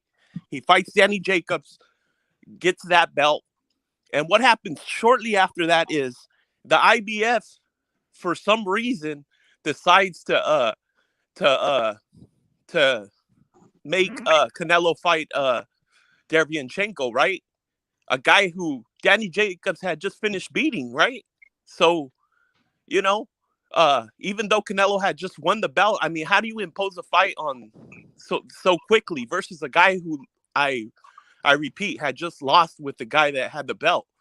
So so they went from having 3 belts to losing the IBF overnight because they couldn't make a deal or whatever, and we all know it was two different promotional companies, right? We don't know if in this situation Al Heyman and them were trying to take this to purse bid, which nobody ever wants to go to, especially fighters of this caliber. We've seen a lot of people go ahead and drop belts because of that same situation. I mean, Joshua's in that situation right now. If the WBO imposes that with Usyk, they've gone on record and said that they might even drop that belt. So, I mean, we're not going to just change our energy for Canelo. So what happens there? He loses that belt overnight. The only guy left was Billy Joe Saunders to beat, and he could have been undisputed at 160. So if you look at the track record, the dude, technically he beat at 160. He beat Cotto for the WBC and the lineal. He goes up and beats Triple G, gets that WBC back, still is lineal, gets that WBA. Then he goes up and beats Danny Jacobs for the IBF. So he already had 3 belts and he was a lineal. So he just needed that one fight to become undisputed. But then the IBF pulls some BS on him and strips him for that fight for some BS reasons, in my opinion. So I just think, if he says he wants to be undisputed at 168, I think we should give him the benefit of the doubt because he almost did it at 160. Almost isn't doing it. I agree with that. But, we should give him the benefit of the doubt. He's already starting on a good path. Yes, Benavidez was stripped for the WBC but I mean, what more can you ask for? I mean, it's going to be about three different champs that he has to beat to be undisputed. That's pretty good. And if he decides to fight Benavidez later at a 172 catch weight to benefit Benavidez, because Benavidez probably can't make 168. I think there ain't nothing wrong with that. That's what I got to say about that, man. Thank you. Yeah, well, see, here's my thing. Why I'm still flaming my guy. Then I'm gonna move on the camera. Let him cook on this. And remember, Canelo's one of my favorite guys. Then he's one of my top 5 guys. But here's why I'm flaming Canelo for this bullshit. Because okay, it's nice and impressive that you decided to go up and fight Rocky Fielding. It's nice and impressive that you decided to jump 2 weight classes and fight Kovalev. Well, you decided to do that, fam. You decided to do that. You decided to jump 2 weight classes, put on all that goddamn muscle, and now you got to ease your way back down to 160. You could have fucking finished. I don't give a fuck that, situations happen and you had to lose this belt and that belt. That's the difficulty of getting for a belt undisputed. That's the foolishness you got to go through. Look at all of the bullshit that Anthony Joshua was going through. He's still holding on to that cause, fam. He's still trying to get those belts. So because Canelo and his team decided to go a different direction from what they fucking told us, I'm not going to give him the benefit of the doubt on anything. You hold 3 belts at fucking 154, 3 belts at 160, and now you're talking 168. Well, when the 4th belt coming, fam? Like, there's reasons for things that happen, fine, but the reasons don't change my mind about what you promised me you was going to do, fam. Right? I didn't tell you to pack on 175 pounds full of fucking muscle. Now you have a problem just easing back down to 160. You didn't have to do that. You want to fight Rocky Fielding, even though he was an easy test, so that you could get that belt in that weight class. I understand why you did these things, but nobody told you to do that. Nobody told you to make those decisions. Now, do I give him heat for those decisions? No, because he accomplished, he achieved. That's don't have shit to do with the promise that you made me at 160. And if I keep seeing you get these belts, but you fall short, even if it's by one belt, I can't give you the benefit of the doubt because I see you keep getting close, but then you giving up and you're going on another direction. And that's basically what would be happening here. You could have got it, you got close, and then you dipped off. Now you at 168. So what is it going to be next? You can't get it done at 168, so you drop back down to 160 and try to get it done, because that's how I'm looking at it. Barker Raider, you're an idiot for that. You're a complete idiot, because nobody, like, I always support Canelo. I always advocate for Canelo. See, people like you, Barker Raider, are the people I'm talking about. We are both Canelo fans, but you can't bring yourself to give him no heat. You got to praise him at every fucking angle. It ain't about being no jealous ex-girlfriend, you idiot. And now I'm going to call you an idiot, Barker Raider, because you know me better than that. I don't do no fucking hating. You've been around me since day one, and you can ready to come up here and talk about some jealous girlfriend because I'm talking about your precious Canelo, Barker Raider. And you know what? That's facts, brother. Fuck out of here. Because, you know, we got, if you're a real fan of anybody, you got to know how to listen to both sides of the coin, man. Both sides of the story, not just what you think in the echo chamber of people getting props. You know what I mean? Yeah, let's let Calmer jump in here, man. And Barker, cut that bullshit out. Because Barker been here from day one. He know fucking well I don't play that shit like that, bro. Go ahead, Calmer. Well, yeah, bro. The guy that was talking right now, he makes a good point.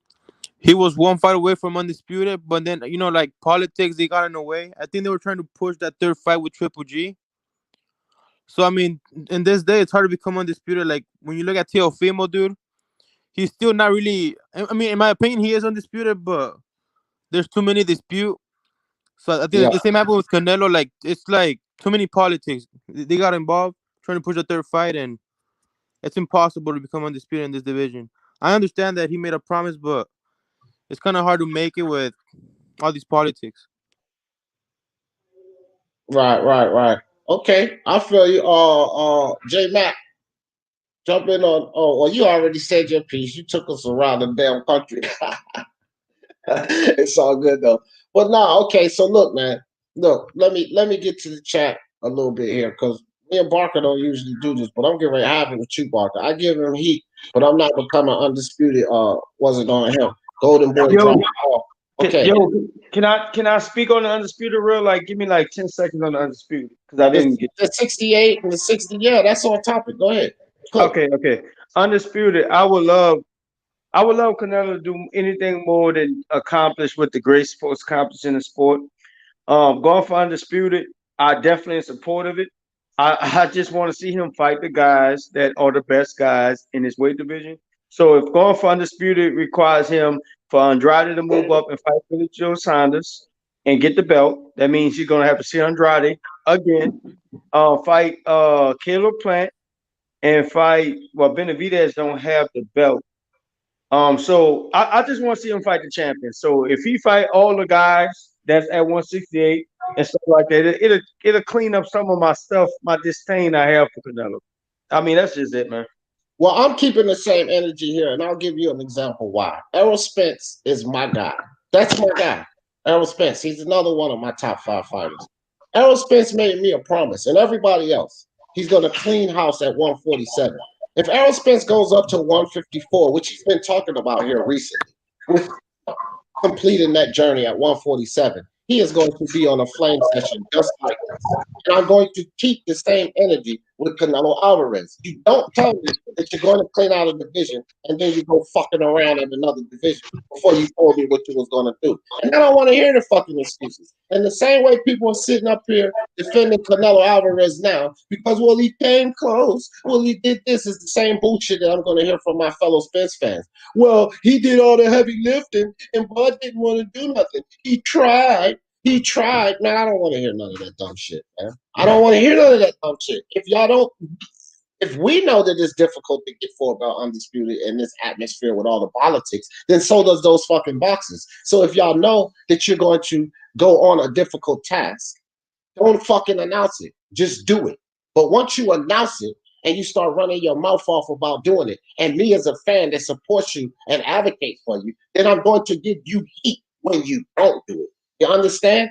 And that goes for Spence, that goes for Canelo, and that goes for all of the guys I like, because I'm not like the majority, which is the problem in the YTBC. I am not like the majority of the fans. They're quick and easy to flame and goddamn give other people heat. But when it's their guys' turn, here comes the reason is why. Yeah, but ain't no motherfucking buts, bro. Do what the fuck you told me you was gonna do as a fan that supports you, that pays for your fights, that advocates for you. Do what you told me you was gonna do. And if you don't do that, you're going to get flamed. And I don't want to hear no but for Canelo, for Teofimo, for Tyson Fury, for Jamel Charlo, or for Errol Spence. Because on this channel here, I have flamed every fucking one of those guys. And they're all my top 5 guys. Keep it a buck. Keep the same energy in the YTBC community. The problem is, when it comes to your guys or your favorite fighter, you're reluctant to keep the same fucking energy. Now, I'm not talking about any of you guys on the panel. I'm just making that statement in general, because the majority of the fans around the YTBC cannot keep the same energy to save their fucking lives. That's my problem, man. Hey, So it's this heat. they don't know enough about the sport, man, to keep the same energy. A lot of these guys just watch videos. They fan of the fighters. You'll hear in the back and forth, and you'll revisit certain things like, "Well, damn, you still arguing that?" And I know I make like y'all new to me, so I have a lot more. So I have a lot like built up type of arguments for Canelo with so. I understand, like I can easily get off topic, but like this is my first time on it, so I was trying to give you a base of my foundation. But a lot of guys on You good. YouTube, a lot of guys on YouTube don't have enough knowledge about the sport to argue the sport, and so they don't care nothing about once a fighter say I'm going for undisputed. Somebody like that, like you and me, well, damn, that means shit. I want to fight the best. I want to fight everybody that's a champion. I want to prove I'm a champion. Instead of some of the guys on YouTube now, like actually you say he's moving up to 150. No, he's going to 160. Because if he get that Canelo fight and get chosen by Canelo, he's going to fight Canelo next. So, like, when I say that about the YouTube guys, we can't bank on those guys. They're just fans. They're like casual fans of their fighters and of the sport. They got a platform where they can speak and be heard, and they could just run with it. But they don't care nothing about what the sport really means. It's still a sport, even though it's business. It's still a sport, and it's a competitive sport where where the best supposed to fight the best, and that's where we lose a lot of them. Yeah. But No doubt. the thing at 160 though, like, do the fighters want to become undisputed though?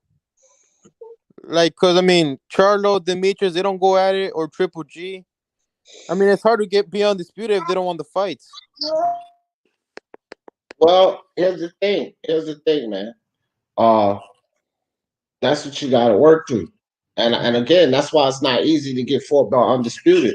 But I'm holding these fighters accountable, Kelmer. If you know, like we know as fans, how difficult it is to get 4-belt undisputed. So I'm not going to give these fighters any slack. They know more about the business and what's going on. They sit in the damn negotiations. They know how hard it is to get undisputed. So don't fucking make no claims. Look, me as a grown man out here in this world, forget about boxing. If I tell somebody I'm going to do something, then I fucking do it. And if I don't, then I hold myself accountable.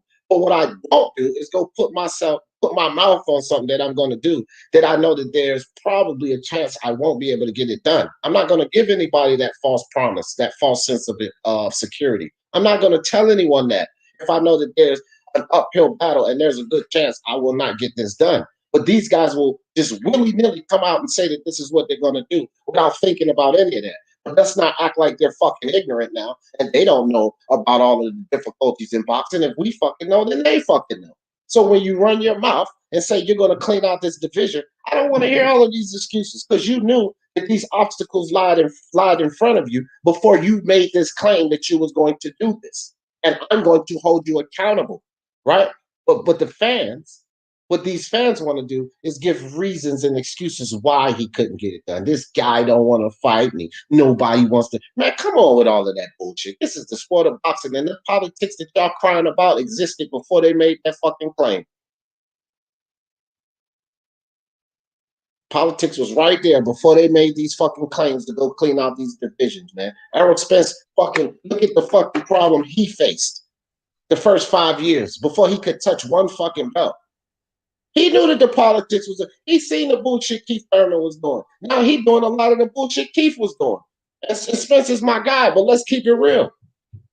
He's right in the middle of a lot of the bullshit Keith Thurman was doing before. He knew what the politics was when he went on this venture to get 147 done. He knew it. He knew it going into it. Errol Spence, you're the one who decided to let Al Heyman decide every fucking move you're gonna make. So if you're going to decide to let Al Heyman, determine every move you're gonna make, and you're on this 147 cleaning house situation, don't fucking give me no promise that you're not willing to see through. Don't give me that. And I don't want to hear shit about Bob Arum and Terence Crawford trying to be A-side. No, they don't deserve it. You want to see Pacquiao first and handle your side of the street. Bro, I don't want to hear all of that shit. You told me you was going to clean out 147, so clean out 147. Canelo, you told me you was going to clean out 160, so clean it out, fam. Clean it out. You didn't have to force the WBC to give you no fucking franchise title. But that was in line because Canelo wanted to go do otherwise. It wasn't consistent with 160. So with a whole franchise, he wanted to move about the way he wanted to move about. That's why this is the same for Lomachenko and Canelo. They wanted to be able to move freely. So their promoters instituted this franchise belt. They said, okay, Suleiman, yeah, that's a good idea. Now my fighter can move freely. Well, you can move freely now. You got your franchise belt. Why didn't you move freely around the 160-pound division? I didn't tell you to go see Rocky Fielding and Kovalev and all of this other nonsense. Come on with that, man. Hold these guys accountable. If they put their mouth on something, hold them accountable. And when they don't complete it, don't come with all of these excuses and reasons why they don't complete it. If they can't complete it, shut the fuck up and stop telling the fans that you're going to do that. That's how I look at Spence, Canelo, and anybody else who make these claims that don't see them through.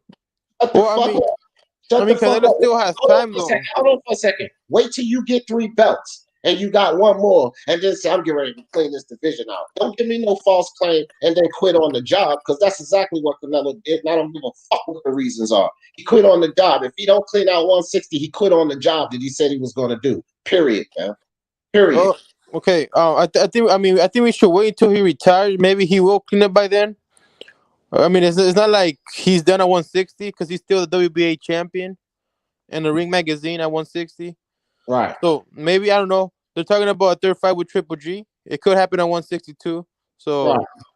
Well, I'll say this to that, Calma. You're welcome to go ahead and give him the benefit of the doubt and have patience. But I'm having no patience. I'm flaming him now. And then if he get it, then I'll say that's what I'm talking about. I gave him a flame, but that's my guy. I was wrong. He got it done. But for right now, he getting that flame. Because before Belt Undisputed, y'all can keep hope alive like Jesse Jackson. Before Belt Undisputed at 160, fam, it don't look like it's in line for Canelo right now.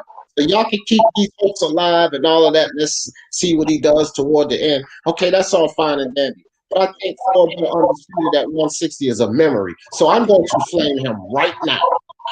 Why are we wanting to see a third Golovkin fight? Like, I keep hearing that brought up.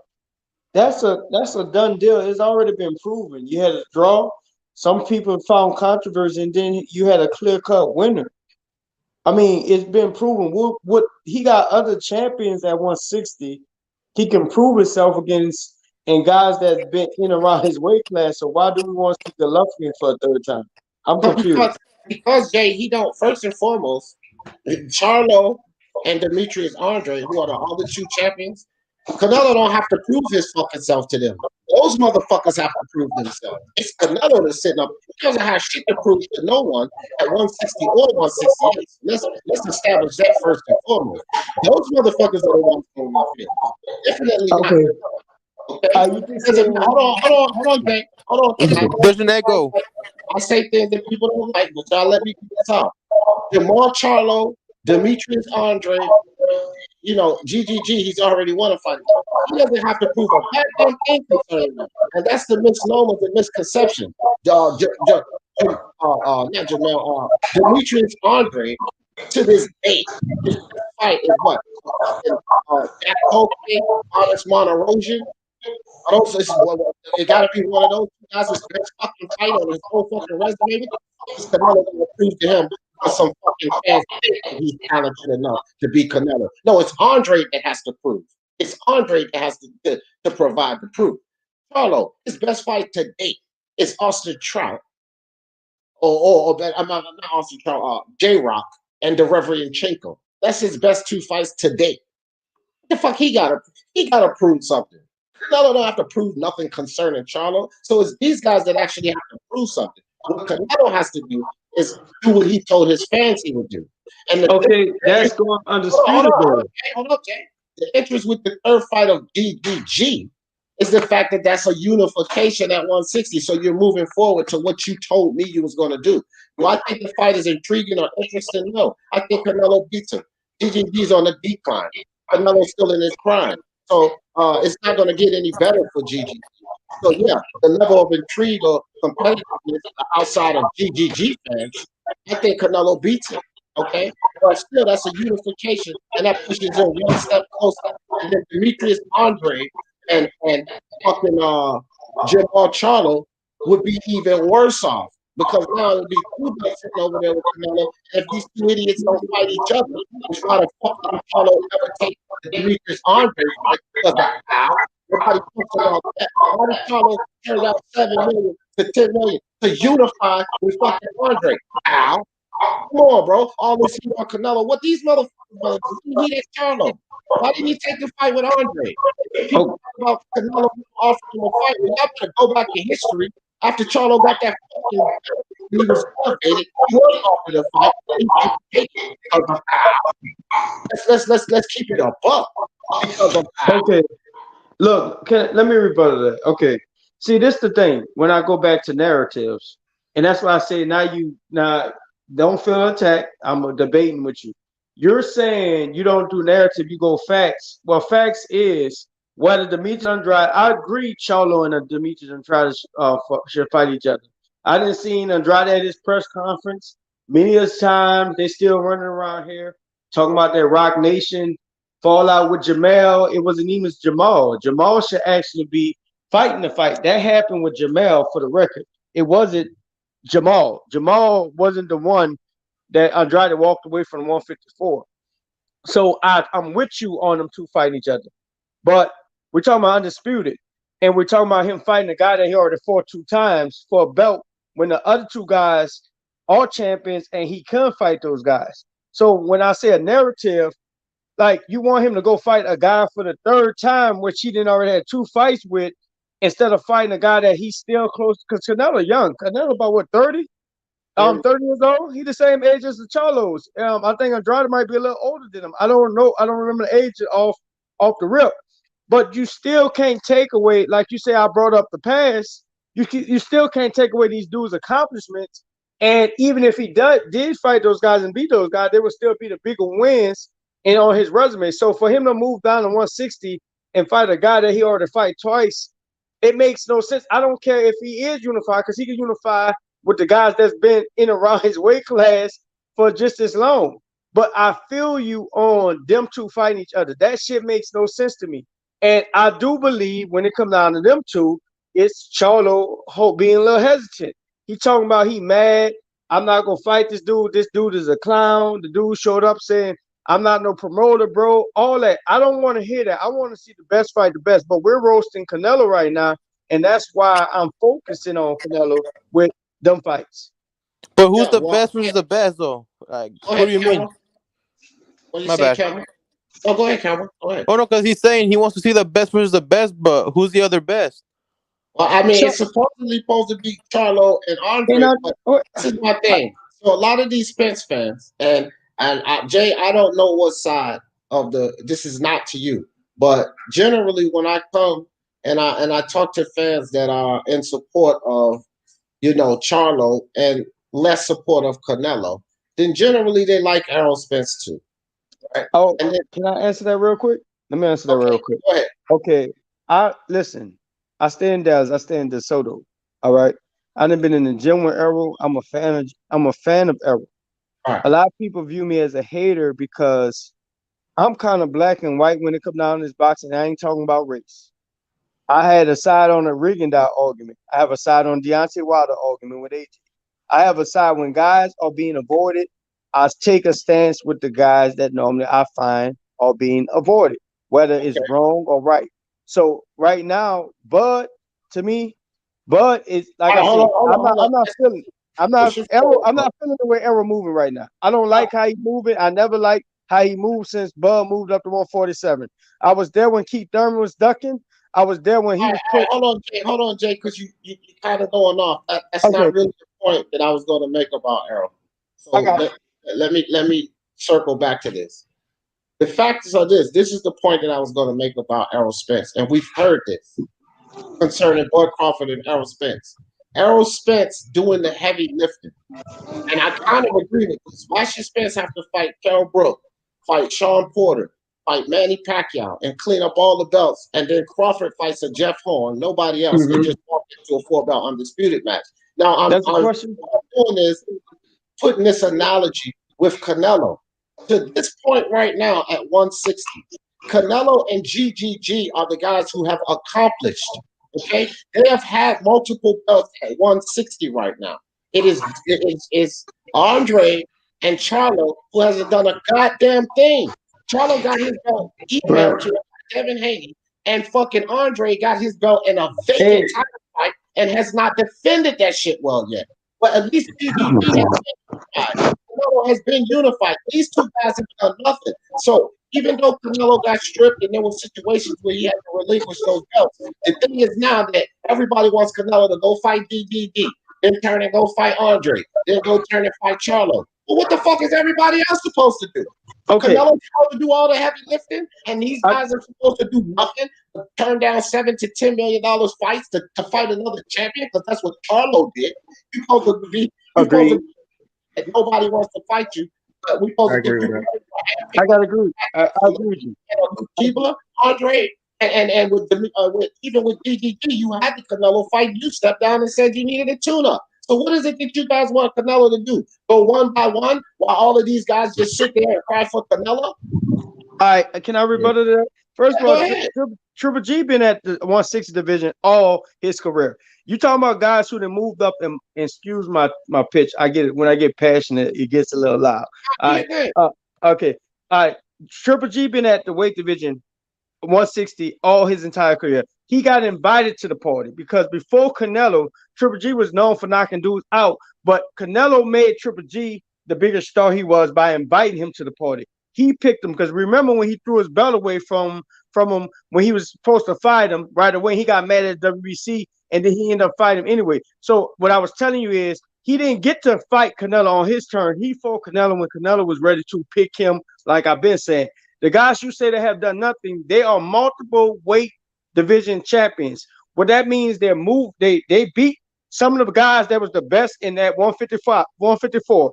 They beat some of the guys that were the best at 160. Now, when we want to discredit their competition, we can only hold on, I'm almost finished. We can only discredit who they can fight. They can only fight the guys that are willing to step in the ring or they can get down and make business decisions with. Canelo is the face of boxing. Everybody wants to fight him. Am I saying he should fight all the guys? Well, if he that damn good, yeah, fight all the guys. But I do agree with you on fighting on Andrade and Charlo fighting each other. I do agree. I'm on record saying they should fight each other. But if Canelo, you can't keep saying them guys have done nothing if the main guy at 160 is Canelo and Triple G. And we know Triple G signed with the Zone, does not want to fight Andrade, and he does not want to fight Charlo. Canelo does not want to fight Andrade, and he does not want to fight Charlo. He could keep fighting Triple G, the guy he picked and selected that's been at 160 all his career, instead of fighting the champions that have moved up multiple weight divisions and been in around him. I want to see something new. Fighting Triple G doesn't prove anything over and over and over and over again. Canelo is young. Triple G is old. Why do we want him to fight an older guy that's almost close to past his prime than fighting guys that's in and around their prime right now? Canelo can have multiple fights with the Charlos or the Andrades, and they still will be talked about. They still will be highly regarded. So when we downplay these guys and act like they haven't accomplished nothing in the sport, it's very confusing to me. Okay, well, let me clear it up because he ain't really done a goddamn thing in this sport. Okay? And when you say that, yeah, he's a multi-division champion, well, let's take a trip down this multi-division champion. The motherfucker won a title at 154. He got stripped of a title at 154. He got into a vacant title fight for the WBO at 154, and he never defended it well. He didn't beat a champion to get it. He got into a vacant title fight against a fucking Jack Cocaine or Monterosa, whatever the fuck, one of those guys. A vacant title fight. He did not beat a valid champion to get his title, and then he didn't defend it well.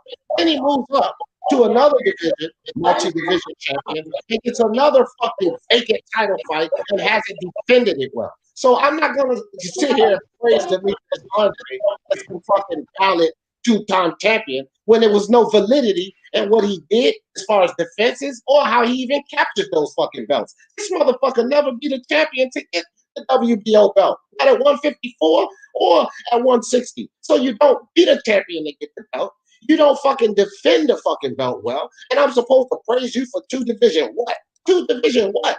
Now, if you're beating champions in two divisions, if you're beating champions and taking their belts, at least valid champions, these guys wasn't even top opponents that they fought in these vacant fucking fights, man. Okay, well, hold up, Dave.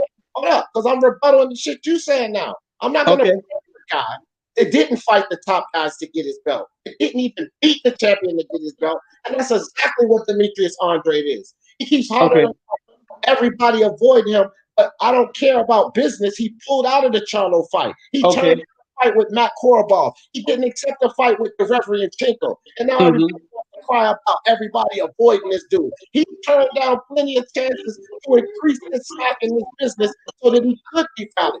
So he would say, you know what? Let's make this fight happen because it could bring us about $80 million. No, Andre was a guy who wasn't going to bring shit to the table. Canelo, as you said, I agree. He's the face of boxing. He's got a big name. He would bring a lot to the table. Who the fuck was Andre ever going to bring? The dance partner wasn't bringing anything. It wasn't feasible. It wasn't valuable. This motherfucker never beat anybody valid. He never beat anybody valid. We can sit here and talk about two division champions, but you give me one valid opponent who's beat. Give me that, Jay. Okay. I'm going to give you that valid opponent. You just brought up something about who Andrade fought. Who did Triple G fight at 160 to demand the excellence with Canelo other than be the guy that Canelo chose to pick? Because that resume, other than Kell Brook and Danny Jacobs, don't look too peachy anyway. It looks like one guy got picked and the other guy is not getting picked. The guy that you talk about, Andrade, who Canelo had to charge. The reason why he was stripped at 154 was his lack of activity,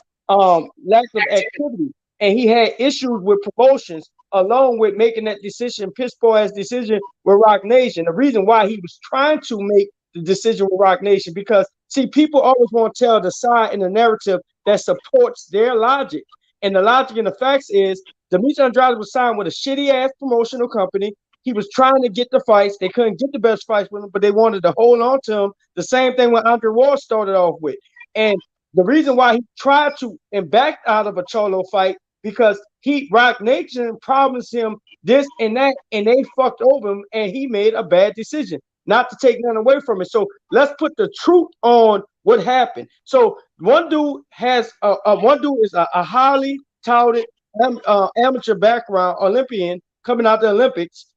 Demetrius Andrade was that dude coming out the Olympics, whether you want to support it or not. He beat top guys at 154. Remember Iris Landy Lauer?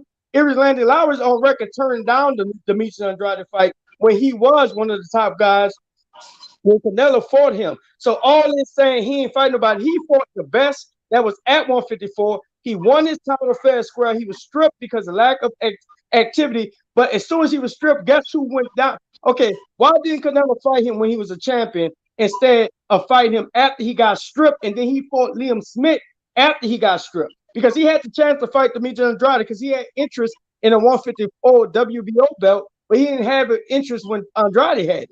So all this Triple G, you're saying Andrade didn't do this, Andrade didn't do that. I got the same argument for Triple G, but Triple G got picked. See, the difference is Canelo wanted to fight him. Canelo picked him. Canelo's not picking Andrade. Canelo's not picking Charlo. Both of these guys have been put in a situation to where they can be that Caleb Smith and get picked for a fight. They can be that Triple G and get picked for a fight.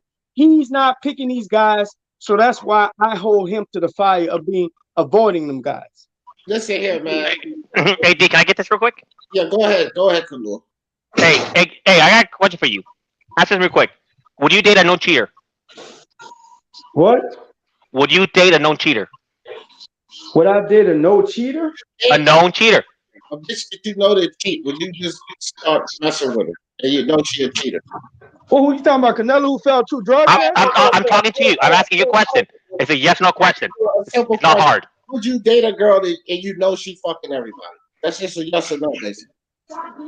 No, I wouldn't. But Canelo fell drugs. Okay. Hold on. Let him continue. Point. Okay, yeah. So you would not date no cheater. Well, guess what? A boxer who pulls out of a fight is like a bitch who's cheating all the time because you know what? Ain't nobody gonna deal with them afterwards. Okay. Once a Deontay, once Dudu, once you gotta let him talk, fam. That's how we do it over here. I'll give you the floor back, but you gotta let him talk. Kalua and Flame On ain't even said nothing, fam. It's been me and you going back and forth the whole time. Go ahead, Kalua. All right. As soon as Dudu put out of that Charlo fight, guess what? In the boxing world, he became a known cheater. Okay. Because you know what? Why are you going to deal with somebody who has a possibility of pulling out? Will they pull out 100%? No, they won't. But there's that chance. So why am I going to go through a training camp, negotiations, and then for the guy to just possibly pull out of my fight? If I'm a boxer like Canelo, who everybody wants to fight, I'm a Triple G, who a lot of people want to fight, who was a money man. If you're these guys, why would you waste your time on somebody who's already known to be pulled out already? Okay. Are you done? Hold on, fam. I'm gonna give you your floor. Hold on. Let Flame On get 2 words in, because if you just keep going back and forth with everybody, then people gonna get left out, fam. You know what I mean? I want everybody to coming for me. Chime in on this, fam. Oh, me? Yeah. It's on you. Oh man, nothing, man. Just I want to ask everybody how they doing. Salute to you, D. Everybody on the channel, on the panel. I can't see our name. I mean, I can't disagree with what you're saying because, I mean, he made a promise that he ain't keep. But I mean, for what it's worth, man, he not doing really too bad. I mean, he fighting champions, different weight classes. I think he shouldn't have made the promises based on the politics. Like you said, the politics was already there. But I can't really say it's his fault that he couldn't get undisputed.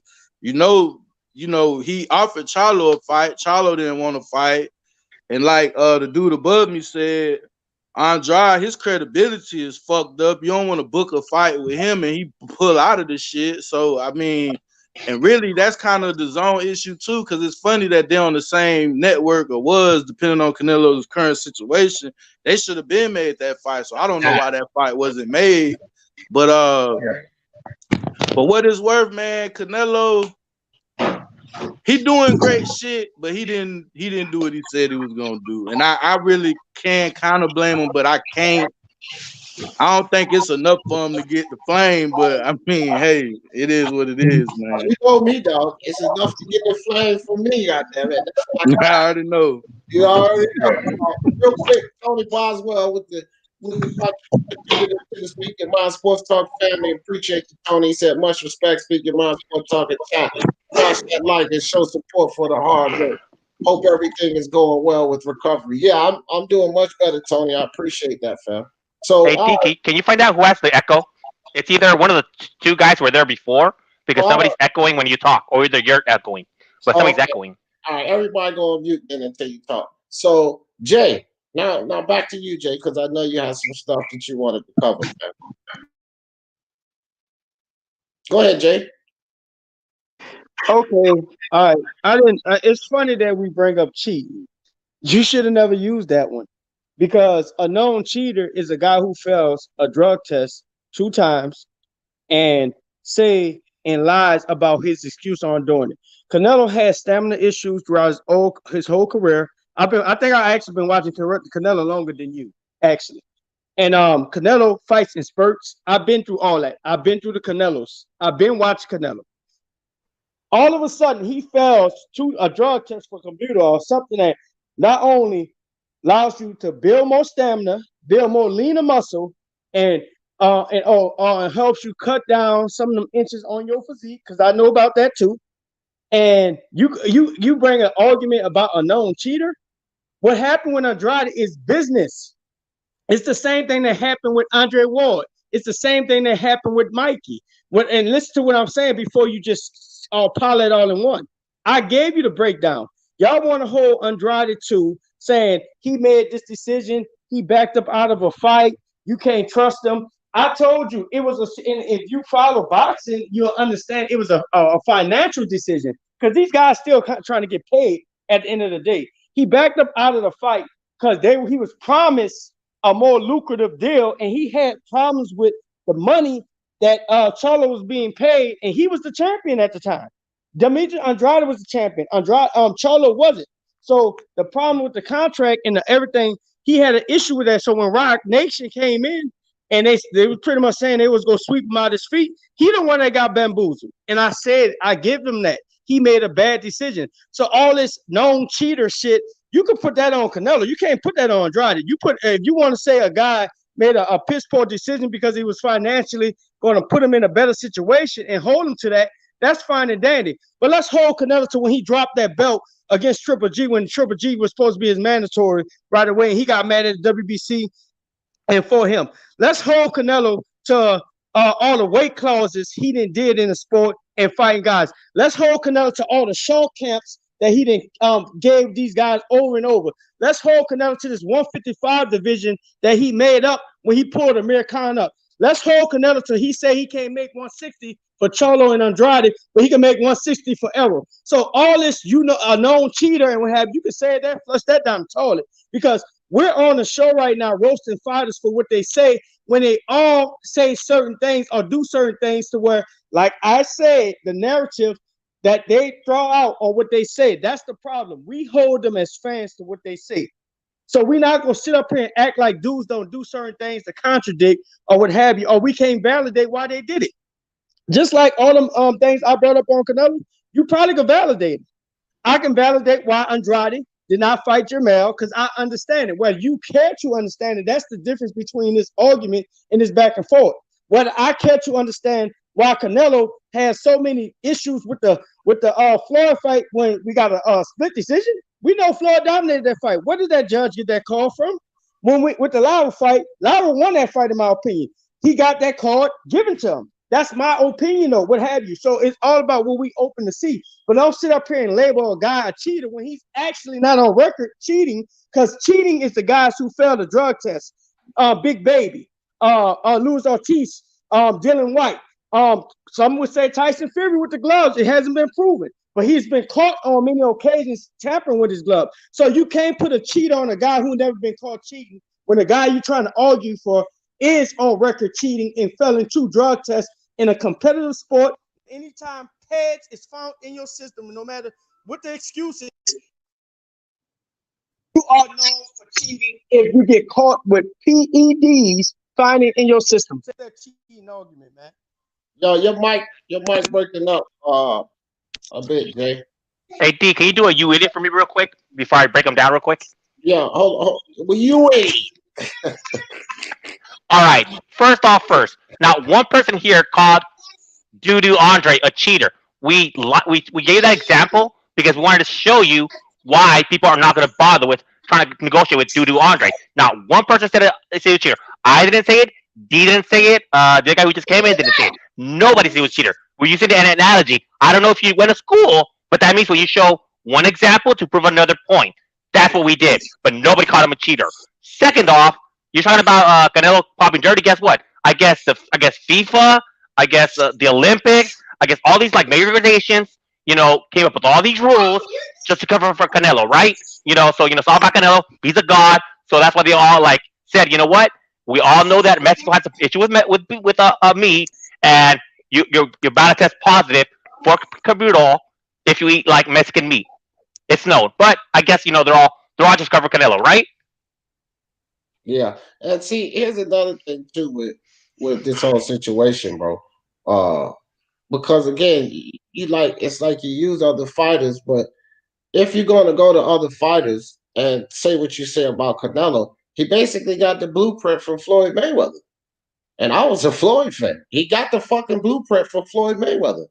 Floyd did a lot of this shit people bitching on about Canelo, what he's doing now. He got the fucking blueprint from Floyd Mayweather.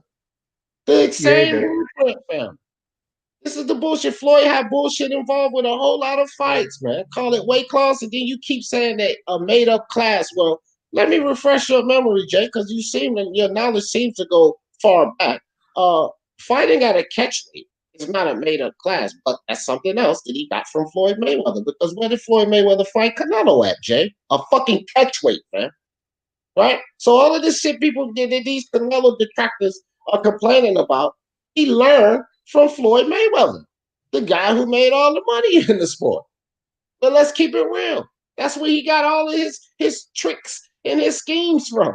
The great Floyd Mayweather. Huh? We want to talk about a catchweight? We want to cry about a catchweight? Well, where did Floyd fight Canelo at? Was that not as you call, a made-up weight class? Didn't Floyd do it? Hello? Oh, yeah. You coming back to me? Yeah, I'm coming to you because I said a lot of the things that you put on Canelo, he got it from Floyd.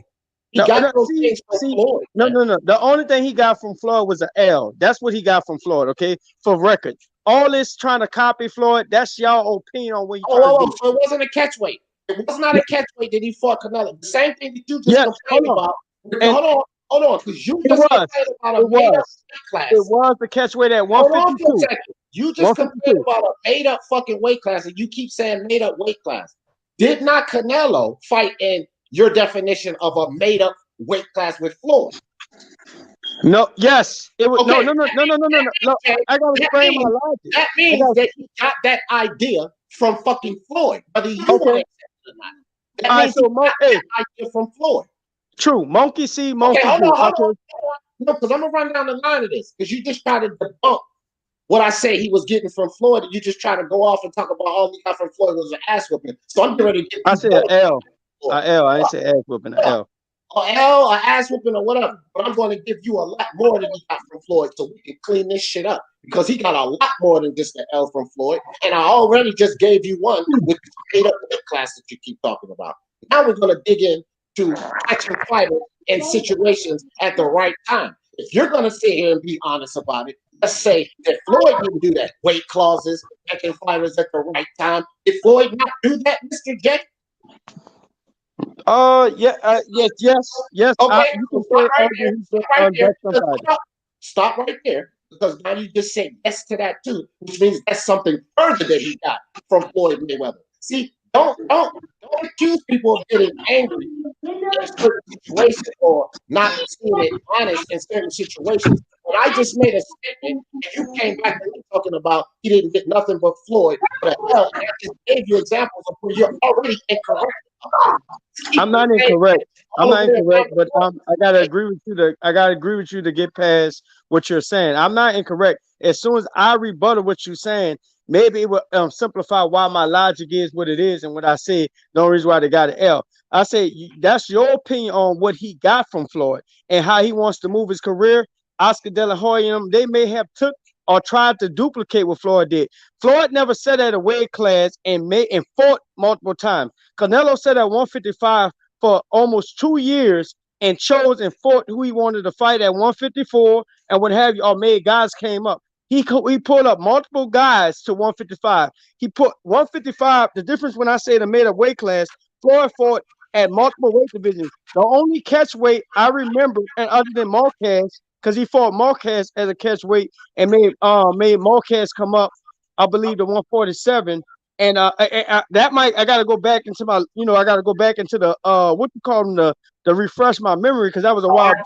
Okay, so Canelo was the difference from what I was saying with Canelo. Canelo was sitting at 155. We never heard of it and fought multiple times. Floyd fought Canelo at 152, which something they heard and they held him to. It don't matter. It was said that he would. It was said that he wouldn't. They heard it. They held him to it. Canelo agreed to it, that he'll fight Floyd at 152. So he took advantage of the younger, stronger star in Canelo coming up, and he fought at it. I never said Floyd didn't do it. If we get on Floyd, I feel like Floyd used to take advantage of flat-footed fighters. I think he fought a certain style of fighter in order to dominate. So if we go into that one, I got a whole from what I watched and observed to how Floyd maneuvered in the sport. So I'm not sitting up here saying Floyd didn't do this, Floyd didn't do that. I'm not saying Canelo didn't do this and Canelo didn't do that. I stand on Canelo. The only thing he got from Floyd is that L he got from him. And then afterwards, he started maneuvering the way he wanted to move as the face of boxing because he ran with the narrative. Oh, after the Floyd loss, Floyd handed him down the sport, and he was the next up and coming, and he started maneuvering and doing things the way he wanted to do it. If Floyd is the Mexican killer, I guess you could call Canelo the European killer because that's what it looks like he's trying to fight at this point in time of his career. Well, I will tell you this. Canelo Alvarez, fam. Canelo Alvarez is an extension of Floyd Mayweather. The only thing you really did here, Jay, is you took Floyd fuckery and Canelo fuckery, and because it was different fuckery, you tried to make it like he didn't take. Listen, man, he fucking around, moving up the right way, utilizing tricks. Okay, Floyd fucked around, moving up the right way, utilizing tricks. It's the same thing, bro. You know, different magicians, they show you different illusions. You know, it's not like David Blaine and Chris Angel and them perform the same tricks. But at the end of the day, it's all fucking tricks, man. Okay? So he took all of that shit from Floyd. How to finagle his way through this boxing. You know, these Floyd fans, y'all want to support Floyd for the dumb shit, finagling his way through boxing with foolery. But then Canelo does it, and all of a sudden it's different. It ain't no goddamn difference, man. It's foolery. It's foolery at its finest. Okay? I don't sit here and condone some of the weight clauses and the nonsense Canelo do. If you decide to fight a guy, fight the guy. Don't be trying to drain him. Don't be trying to get the catch weight. I never even advocated for none of that shit anyway. And Floyd was a fan. I was a fan of Floyd, and I used to give him the same heat for it.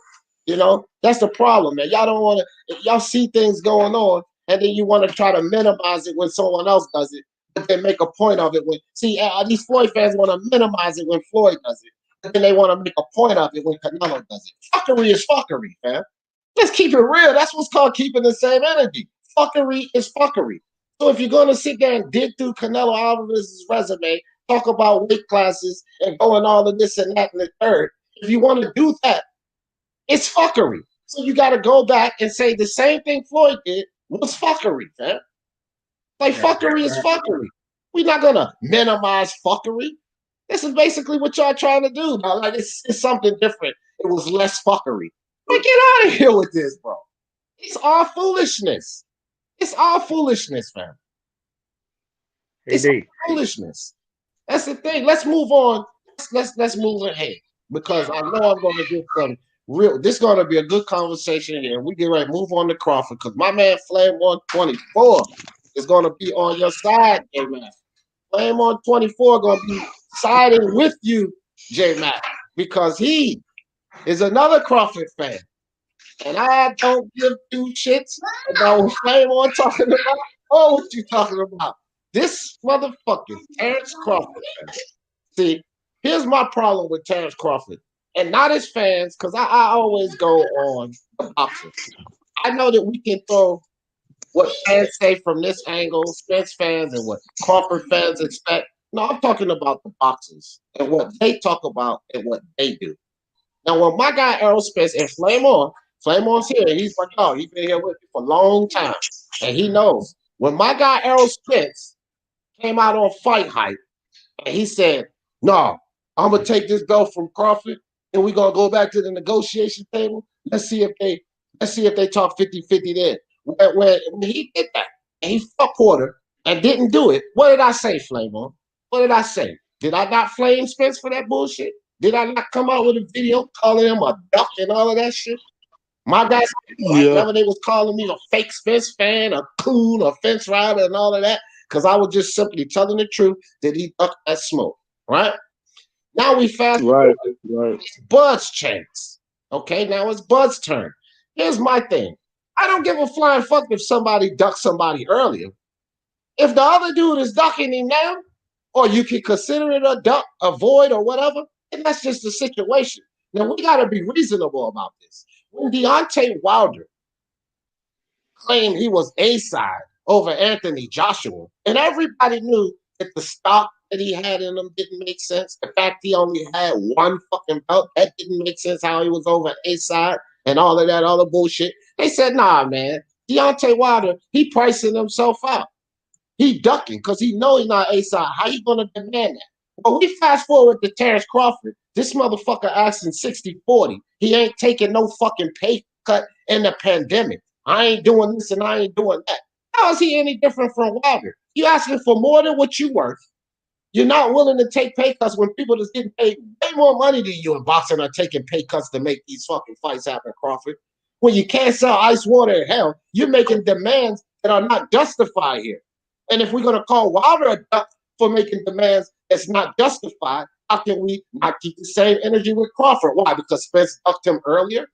Because that's basically what they say. Oh, no, Spence did this earlier. So what is Crawford doing now? Sean Porter, when he had the WBC belt, said that he wasn't interested in Terence Crawford, in the Crawford fight, because he wanted to make other moves. So he Crawford at that point. Then it came a little bit forward where they both agreed mutually they didn't want to fight each other. So it was a mutual agreement. Well, now here in 2020, and Sean Porter's the fucking WBO mandatory, and Crawford is asked the question, well, who you want? He doesn't say Spence. He doesn't say Porter. He says fucking Pacquiao. Pacquiao, whose camp is not really interested in Crawford. Because oh my God, man. Hey, hold up, man. Hold up. I know you don't like this. I say shit a lot of people don't like. I don't have to mute that, fam. That's what I do. I say shit people don't like. Okay, so Pacquiao, who's not interested, or is not showing interest in the Crawford's fight. He's showing interest in Mikey or Spence. This is who Pacquiao wants. Crawford wants. A guy that's not showing interest in you. But Sean Porter, although he may not have been game when he had the WBC belt, although neither of them were game a little bit later, he's game now. And here's the reality of Terence Crawford. I don't give two shits about who didn't want to fight. It's the same shit I'm not giving to Demetrius Andre. I don't want to hear this shit about this guy I don't want to fight. Well, there's guys that want to fight you now. Coincidentally, a top 5 welterweight, which you have yet to put on under your belt at 147, and he is your WBO mandatory. So you need to go fight him, okay? So now you don't want to fight Porter. You're fucking mandatory. The best fight that you can have at 147. You're not mentioning Spence because of all of the fuckery both ways, and I do agree that there is fuckery. Pure fuckery from the Spence side. I'm not going to deny that. Hey, D, can I say something real quick? Hold on, Kalua. Hold on. You ain't talking about Spence, and you're talking about Pacquiao, a guy that's not interested in you. You're claiming that you're the fucking A-side. Or, no, he didn't claim he was the A-side. He said there ain't no fucking A-side. Okay? You claiming that you need to get the 60-40, right? Or you ain't entertaining the fight. You ain't taking no goddamn pay cut. Come on. Crawford deserved this heat. Motherfucker, you need to produce. It's great what you did at 140. I like your multi-division championships and all of that. But your last 5 fights ain't cutting the mustard, fam. It ain't cutting the mustard. Let's keep it a buck. Let's keep it a bean. Jeff Horn can't fight. He can't fight, fam. He's not a great boxer. He's not. He beat Pacquiao. Benavidez was a gift leg. Let's keep it real, bro. He couldn't even get away from Crawford for real. That man mobility was limited. It was limited. Khan was scared to death of Crawford. We all can agree that he was scared to death of Crawford. That man didn't want to fight. He wanted to collect a goddamn paycheck. Let's keep it a buck. Kavialaskas, come on, bro. He might have been one of the stronger opponents, but who is Kavialaskas? And I think that I give Crawford credit for Kavialaskas more than anyone. The reason I give him credit one loss on the record. because he won a belt, but Kavialaskas, I think, was his best fight. A fucking drained Cal Brook, who was drained when he fought Spence 3 years ago, who only fought 3 times in 3 years at 154. Yeah, I give Crawford credit for winning, but how much fucking credit is he supposed to get when nobody gave a better credit to Spence? Because don't tell me that Cal Brook before Spence wasn't a better version that they just got in the ring with Crawford. Spence ain't credit. He ain't getting no fucking credit. So now we supposed to suck Crawford balls and give him all kind of credit for a Kell Brook 3 Oh, years. no ball sucking over here. 3 years Definitely no after. ball sucking. You know what I mean? Like, nah, bro. Terence Crawford at 147. Let's talk about 147. You are not in the position to demand that you don't take a pay cut, Crawford. You're not in the position. You're definitely not in the position to demand no 60 fucking 40. You're not, man. You're not. And if and then most of these Crawford fans that I'm privy to, they were on board with Deontay Wilder overpricing himself, demanding more than he was worth, calling it a duck. But with Crawford, no, it's different. I want to know why it's different. Because with me, fuck, no, it's no different. Crawford. Okay. Can I go first, Dave? Hold on, Jay. No, I'm not gonna let you or Flame One go first because you guys are on the Crawford side of things. I want to do it here from Brian and Kalua, then I'll let you guys take off because I already know where y'all coming from, the Crawford defense. So, Brian, what do you think about what I'm saying concerning Terence Crawford? He got to fucking step up and do something, cut out all of this bullshit about no pay cut, and everybody needs to take pay cut, and stop with this 60-40 nonsense because he can't sell ice water in hell. What do you got to think about that, Brian? Hey, can you hear me? I'm wearing your earphones. So can you hear me? Can you hear me? I'm wearing your earphones, so I'm trying to. Yeah, we can hear you, Brian. Go ahead. Okay. No, that's grand. Well, you know me, D, right? I'm all about the action. What is Crawford? I have Flame Crawford on numerous occasions on his last number of opponents, and I have also said he ain't worth 60-40. He ain't worth 50-50, right? About 60-40 to Errol Spence Jr. Get that fight on. Even 70-30 to Errol Spence Jr. He got 3 belts. He got the belts in the division. Crawford only has 1 belt. So he's asking for 60-40. Nah, that ain't gonna fly, right? That's a duck. And I'm gonna call it out. I'm a Crawford fan, you know I am. I like the way he fights, but that's a fucking duck. If we're gonna be honest. And I'm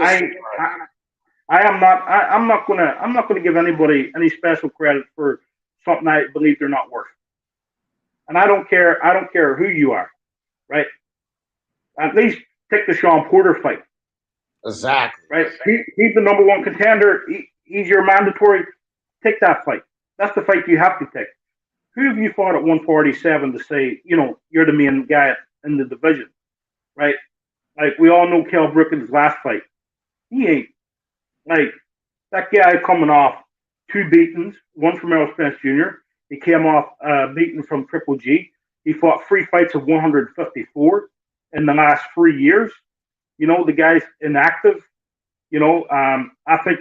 I think even at 147 he struggled to make weight for the fight. He looked in great shape, but I say he probably worked his butt off to get down to that weight. I say it wasn't a natural transition for him to make 154. So, he hit him. He knocked him out with a jab. I started / jabbish hook that doesn't even look like a powerful shot. And that's the guy we're giving credit to, right? I like his boxing skills. I do, but the way he's moving ain't right, and I call it how it is. You know me, D. I always call it how it is. I appreciate it. Killer Z, what do you think about what I'm saying about Crawford? Okay, before I go off, I got one question for you, D. When was Sean Porter mandated to fight Crawford? When was that ordered? I don't know the exact date, but here recently, It's never been ordered. So it's not a mandatory. I think after the Formella. Well, no, let me pull up this, but just make your point, Kalua, and I'm going to look for the article where he is mandatory. So, but make your point. Forget about the mandatory. I'm saying about Crawford and demanding 60-40. Let's stick to the script, fam. That's what we keep going off topics because everybody want to nitpick and argue about certain little points, right? No, well, I just hate when people say somebody's a mandatory when they're not. Porter's not really the main point here, though, Kalua. That's why I don't want to dig into that. The point is Crawford demanding more than he's fucking worth. So let's stick to the script, right? I don't want to go and argue about Porter mandatory for 20 fucking minutes. And my point is Crawford demanding too much, saying he ain't taking no pay cut. He's being a fucking problem at 140. That's my point, okay? Let's stick to the Okay. script. Okay, I'll stick to the script then. Okay, well, I agree that Crawford should take a pay cut because everybody's doing it. One thing I won't agree with you is that he's not worth 50-50. For crying out loud, Spence is like can't even break 200K on his last pay per view with a quote unquote a top welterweight, and he's supposed to get a 60-40 split. No, don't give me that garbage. Not you can't break 200K, and you think you're the A side. That ain't A side numbers. If you're an A side, you're at minimum have to hit like 400 to 500K pay per views at minimum. He's doing under 200. That's garbage. If you know, like how in what world is 200K an A side? I've never seen like if I guarantee you right now, like somebody like Ryan Garcia went on pay per view, he would easily smash that, and it'll be a joke. That's why, and like it's such a joke that you have somebody like Ryan Garcia who easily beat that, not going on pay per view, and not call himself a star because it's a joke. 200K can't break 200K. That's pathetic. What kind of A side does 200K? So and the biggest fight in boxing right now is what Fury versus AJ, Canelo Spence, and Spence Crawford. Those are the biggest fights in boxing. And if you by yourself you can't you don't have A side numbers, you can't ask for more than 50-50 because you're just not gonna get the fight. You're just trying to price yourself out yourself. That's what Spence doing at this point. It's like, well, we want more. We want more. We want more than 50-50. That's not happening because you're not worth it. You're really not because Crawford and Spence bring the same amount of value to the fight because by themselves they're pay-per-view garbage. Together they'll be a pay-per-view sensation. So Crawford should take a pay cut on his base value, but the fact that he's gonna make it up a lot with the actual upside of the pay-per-view. Okay, Kalua, I gotta stomp that shit 10 ways out of. Listen, if you're gonna sit here and bitch about 200,000 pay-per-view sales in the fucking pandemic, Crawford got less than that outside of the fucking pandemic, fam. Let me say that again for you, Kalua. If you're gonna sit up here and bitch about 200,000 during the fucking pandemic, and people keep saying, oh, well, people are at home. Yeah, they're at home broke because they're not working. So if you're going to sit here and bitch about 200,000 in the pandemic, Crawford fought him out of the damn pandemic, dude, and got less than that. And then let's compare what Spence did out of the pandemic, not in the pandemic, because you're taking Spence numbers from in the pandemic, right? With Danny, but you're totally dismissing what he did out of the pandemic with Mikey. It was more than double what Crawford did. It was more than double out of the pandemic. Make the comparison fair, Kalua. Don't fucking compare Spence's numbers when we're in a fucking terrible situation. Sports all around, not just boxing. We're in a terrible situation for sports all around. And you want to compare those numbers when sports was thriving. Man, stop that bullshit. And then here's another reason it ain't no fucking 50-50, fam. You have to look at the stock, what these suits are looking at, not your personal opinions. And then you're putting no value on the fact that Spence is a unified champion and Crawford ain't. Like I just said earlier, that was the same bullshit that people was crying about Wilder and Joshua. Joshua was the unified champion. He got belts. Wilder only has one. But you're just throwing that out the door, Kalua. And you want to compare numbers during a tumultuous situation when things are free outside of a tumultuous situation, and the man still fucking did less. Right? It ain't no fucking 50-50, fam. It's not 50-50, and it's not because of our opinions. It's about what boxing tells us. It's about what boxing tells us. You're talking about a unified champion who has fought top 5 guys, who has fought champions. Spence went to England to fight Brooke. He took his belt from Sean Porter. And then off of a fucking accident, he just came and fought another top 5 guy. And then you're comparing that to a guy who has one belt, who has not ever fought a top 5 guy at 147. Are you fucking kidding me here? And then you want to compare the numbers outside of the pandemic to numbers inside of the pandemic? That don't fly, fam. It ain't no fucking 50-50. He's not 50-50.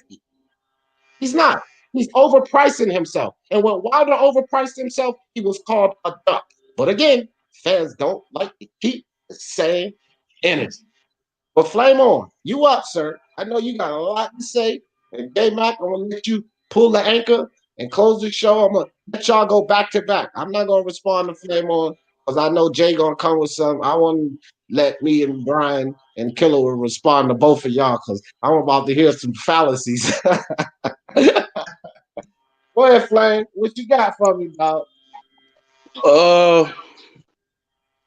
What's the last guy that was on? Camille? Killer. That's his name? Killer. Hey, I gotta agree, man. Let's be honest. Pandemic or not, bro, them motherfuckers knew it was a pandemic and they still wanted to throw a pay-per-view when they could have just did it on regular TV like Danny Thurman, Sean Thurman. You know, that shit flopped, period. And you fighting the top welterweight. Nigga, fucking Crawford was fighting Khan, bro. And this goes back to when Wilder got bashed for the Ortiz numbers, bro. It's in your opponent. We all know this. I'm not saying Spence don't have no value or nothing like that, because he do. But the thing is, it's your dance partner. You got the dance partners over there. And your last two fights, I don't think they cracked 300. So you ain't the star that you proclaiming to be. Now, you want to say that he's unified, which he is unified at 147, but he been there his whole career. So we just gonna say that Crawford don't get no credit for none of his accomplishments. I don't think that Crawford deserves 60-40. I do think they should give him 50-50 just to let people know that they want to make that fight. What Crawford was saying was because I got the interview on my phone. I just listened to the interview while y'all was talking and whatever. So the lady asked him about the fight, and he was like, that fight ain't gonna happen because he told me 60-40, and it's only gonna happen if it's 60-40 my way, which is really just basically a sarcastic statement. I believe if Spence really want that fight, he'll make it a 50-50 fight. You know, Sean, you and Sean got the same when Sean never headlined the pay-per-view, regardless of if Crawford flopped twice or whatever. Sean never headlined a card, period. And he got 50-50. You know what I'm saying? I don't know they purses for the Danny fight. I'm pretty sure it ain't that much, you know. And hell, I don't. If the man don't want to take a pay cut, he shouldn't have to. I don't think he just took one for the Brook fight. So it's for people to want to see this fight. It has to be on both sides. If he would have came to Crawford like, look, I'm gonna give you 50-50, whoop to whoop, and Crawford duck or whatever, yeah, I would say Crawford ducking, but he need the Pacquiao fight because for one, he already wanted to fight. For two, it'll give him more leverage. For three, based on what Bob was saying, that fight was gonna happen overseas, but COVID stopped it with the country's officials or whatever wouldn't approve the fight. So the fight was most likely gonna happen. So you can't really say that Pacquiao wasn't interested at all in him. If Pacquiao take the Spence fight, it's just based because he think he can beat Spence. You know, Pacquiao is gonna pick and choose his fights. You know what I'm saying? So I don't think Crawford ducking him. It's just like, bro, we've been talking about this for like 2 years. You know what I'm saying? Spence his picture should be up here too. Because for one, you were saying strap season. Okay, you got the strap. You know, Pacquiao, whatever the hell he got going on, whether it's some political stuff, whatever, he needs to either figure out who he's gonna fight or drop the belt. But there's another champion available. And the thing about it, they asked him about Crawford, who came to his fight. So that's showing you that he's doing something that needs to be done to let the fight happen. Y'all didn't let this man in the ring. Y'all acknowledged him on TV as far as showing that he was finally acknowledging that he was a champion, but he came to the fight maybe to, you know, build a buzz for it, try to show people, you know, I'm here to see, you know, what he's doing. Oh, if I wouldn't go to his fight, I ain't worried about him. I'm finna go back on my farm, ride my horses, do this. That's bullshit. So, you know what I'm saying? You can't really say he ducking. Like, you can make an argument that Spence ain't really worried about Crawford because that's what he said. And he know that's the fight we want to see. Of course, we would like to see him fight Pacquiao, but come on, like, that's not better than him and Crawford. Them is the top dogs at the weight. Okay, Crawford can't get the fights he wants for whatever reason, which now Sean Porter is his mandatory. For the guy that didn't know, he is like his mandatory right now, but he's also Spence's mandatory for I think the IBF. So worst case scenario, you saying that Crawford should be chasing Porter. Porter ain't no champion. When they was in negotiations, yeah, they was cordial about not negotiations, but actually talking about it, trying to, entertain it. They both was not really trying to make that fight happen. But as soon as Sean lost, it's like, oh, I'll fight him. But now you got the Spence rematch. So for him and Spence, for Porter and Spence, if y'all take that rematch and don't fight Bud, what does that say? Porter should be chasing Bud, not the other way around. You're his mandatory. But my opinion is 9 times out of 10, Porter's going to take the Spence rematch. Why? Because it's on the same side of the streets, probably easier to make or whatever. The fight with Bud, it's a possibility that could go to purse bid. Possibility. But I don't see Porter taking that. And if he take it, then the fight will happen. Because if Crawford don't fight him, guess what? He got to vacate. He gets stripped. So that fight is really up to Porter to make. It's not up to Bud to make. It's up to Porter. All Porter has to do is say, right now, I want this to be my next fight. No, he ain't going to do that, man. He going to fight Spence again. So, even though Spence beat him, who's to say what that negotiation is going to look like? 45, 55, something like that. But you want to offer a multi-division champion 60-40, which if even 55-45 is decent to me. If Bud would turn out something like that, I'll say that's some bullshit too. But I think 50-50 is fair because you did it for other fighters too. So why you can't do it for him? Because he's not going to take it. He's making $4 million a fight, bro. 3.5 to 4 million a fight.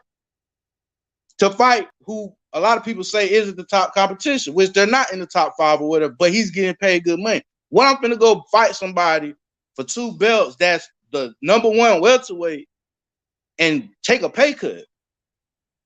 And he really don't have to take a pay cut because shit, him and Danny did what 11,000 in the pandemic, which is good. Which I'm pretty sure if they had a bigger arena, they could make it to where they could fit more people in. That's a lucrative fight for Crawford not to have to take a pay cut. Neither one of them should have to take a pay cut for that because the gate will be decent and the pay-per-views at least crack 500, I believe. So to call him a dub, I don't know. I don't think he's a dub. I think he was being sarcastic in saying like it's only gonna be 60-40 if it's my way, which he ain't getting that shit. You know what I'm saying? But neither should Spence. Because they're not stars. Spence is a bigger star, but he's not out here doing no numbers like that. He's not. Just because you throw some shit on pay-per-view and sell 200K don't make it a success, nigga. That's not even breaking even. You got to do 250 to break even, so y'all really lost. So they need each other. Now, Pacquiao going to bring something to the table, but look, him and Thurman, they didn't really do all that. They did 500, but that ain't good. Him and AB did 400. That ain't nothing like what he used to be. So they need to come together, after that Porter fight happened, if it happened, they need to come together because him and Porter not going to do no good numbers if they fight again, even though their fight was a good fight. It was worth the money, but Porter don't sell no tickets. The thing is, Bud don't sell pay-per-views, but he does sell live gates, bro. And I showed you this many a times. This dude's selling 14,000, 12,000, 11,000, whatever. He could bring tickets in far as gates, but the pay-per-views, nobody gonna buy a pay-per-view against a lackluster opponent. You know what I'm saying? So I think Spence needs to get off his high horse at his damn ranch or whatever the fuck he at, and just get a man 50-50, make this shit happen for the fans. You know what I'm saying? They both full of shit right now. But we'll see if Bud duck, because if Porter use his mandatory, he has to fight him or he has to vacate. Bud not going to vacate his belt. And when he stops Sean, y'all make sure y'all keep the same energy. Don't say, oh, this motherfucker was old or he went through the ringer with Spence and Thurman and Danny and this and that. He is going to stop Sean Porter. Sean Porter, I will be shocked if Sean Porter take that fight and not the Spence rematch. But that's all I got with that. All right, I'm gonna go to Jay, but just to let you know, Flame on. I don't know how you missed it, but Sean Porter said he willing to take the fight. He already said he No, ready to no, take no. the fight. So I don't know how you missed it. I seen a pay-per-view, but at the same time, while he said that, that was not what I'm saying is this. The thing is, bro, if that's really what you wanted, you wouldn't even mention no Spence rematch. You wouldn't even mention no Spence rematch. Oh yeah, I'm interested in Bud and Wooty this, but oh yeah, Spence, the rematch with Spence, you know, you wouldn't even have brought up Spence. You'd have said, you know what, I want to be the first guy over here on PBC to go step the Bud, you know, see what happened with that. No, he didn't do that, bro. He mentioned Spence. Oh, if that don't happen, I'm gonna take the Spence fight. You know damn well Al ain't finna let you go over there. And I'd be shocked if he do, because I'm telling you, he is gonna stop Sean, bro. Sean is going to get stopped. It's up to Sean to make that fight. It's not up to Bud. It's not up to Bud. All Porter got to do go to Al. Look, I want to fight Bud for his WBO. If he get that WBO, that'll be some. That'll help Sean bounce back. You know, Sean is a top welterweight, but at the same time, if this is the guy you focus on, you really want that fight. You're not bringing up no Spence rematch, and that's what he did on the pay-per-view, live on the pay-per-view after the Danny and Spence. He entertained it. So that's not good. Then he could say, oh, I just want to crack at 2 belts instead of 1, make an excuse, man. Come on, man. Actually, Flame on, you're wrong. If Spence wants that fight, I didn't say Spence, bro. I said Porter won. Porter. Hold on for a second, fam. You gotta let me navigate this. Okay, you can't just jump on getting on somebody's point because we got too many people on the fucking panel, and I don't need a one-on-one back and forth. Jay was supposed to go next, and we just got Jay Cooley and IBT to join the panel. So Jay, give us your thoughts about that. IBT, Jay Cooley next, and then Kalua. Then you can debate on whatever point. But let's let these guys get their words off before we go back and forth with each other. Jay, go ahead, Jay. Okay, this is what I came on here for when I saw the guy on here. I didn't know how y'all was going about this show. I'm actually glad I found it. Shout out to the caller right before me and the other caller who's gonna help, like that said something about the pay-per-view sales. If you notice, them numbers are dropping when it comes down to Spence, for as him arguing his pay-per-view star. Yes, pay-per-view. Yes, he does have the bigger names on his side of the street, on the PBC side, so the fights are easy to get done. So maybe when he said easy route back in when they had the meeting in Oklahoma at the Maurice Hooker fight, and he was talking about going the easy route, maybe that's what he meant. Okay, because I took it a whole. I heard the co-host UD, I think your name is, say that he pointed out. You say something about Crawford and who he called out. Brian Custer on record. I don't know if you could consider him a reliable source. Said that he heard that the Pacquiao and Crawford fight was close to being made. The Board of Health stepped in, and due to the fact of Bob wanting the people in the stadium so he can make his money, because a promoter always want to get their money, so he's going to have the people in there so he can get paid, because that's how he make his money. Okay, they stepped in and they denied him what they want, so the fight fell through, and they had a pretty good purse on Pacquiao. That's why Pacquiao was motivated to take the Crawford fight. It was like 20 something, 23 million. I don't remember the exact number, but I mean, this is all information I was passed on to. Okay, so all this, when he said at the end of the Cal Brook fight, which somebody got on here and challenged how to knockout with, did you notice that Cal Brook was a little off balance when he tried to commit to his punch as well? So maybe that jab that you got, the instinctual skill set to turn into a hook and turn to a snap, maybe had more forceful power than a lot of people want to take away from it. When you've been in the ring, you understand these things. It was an ankle punch. It was an ankle punch, not really a jab. It kind of looked like a jab, but yeah. No, it started off like he was pumping a jab, and it turned into a short hook. And so a guy coming forward, when he commit to his punch, and I make an adjustment, and I come off like I'm a jabbing, and then I turn it to a hook. It's just a natural instinctual punch.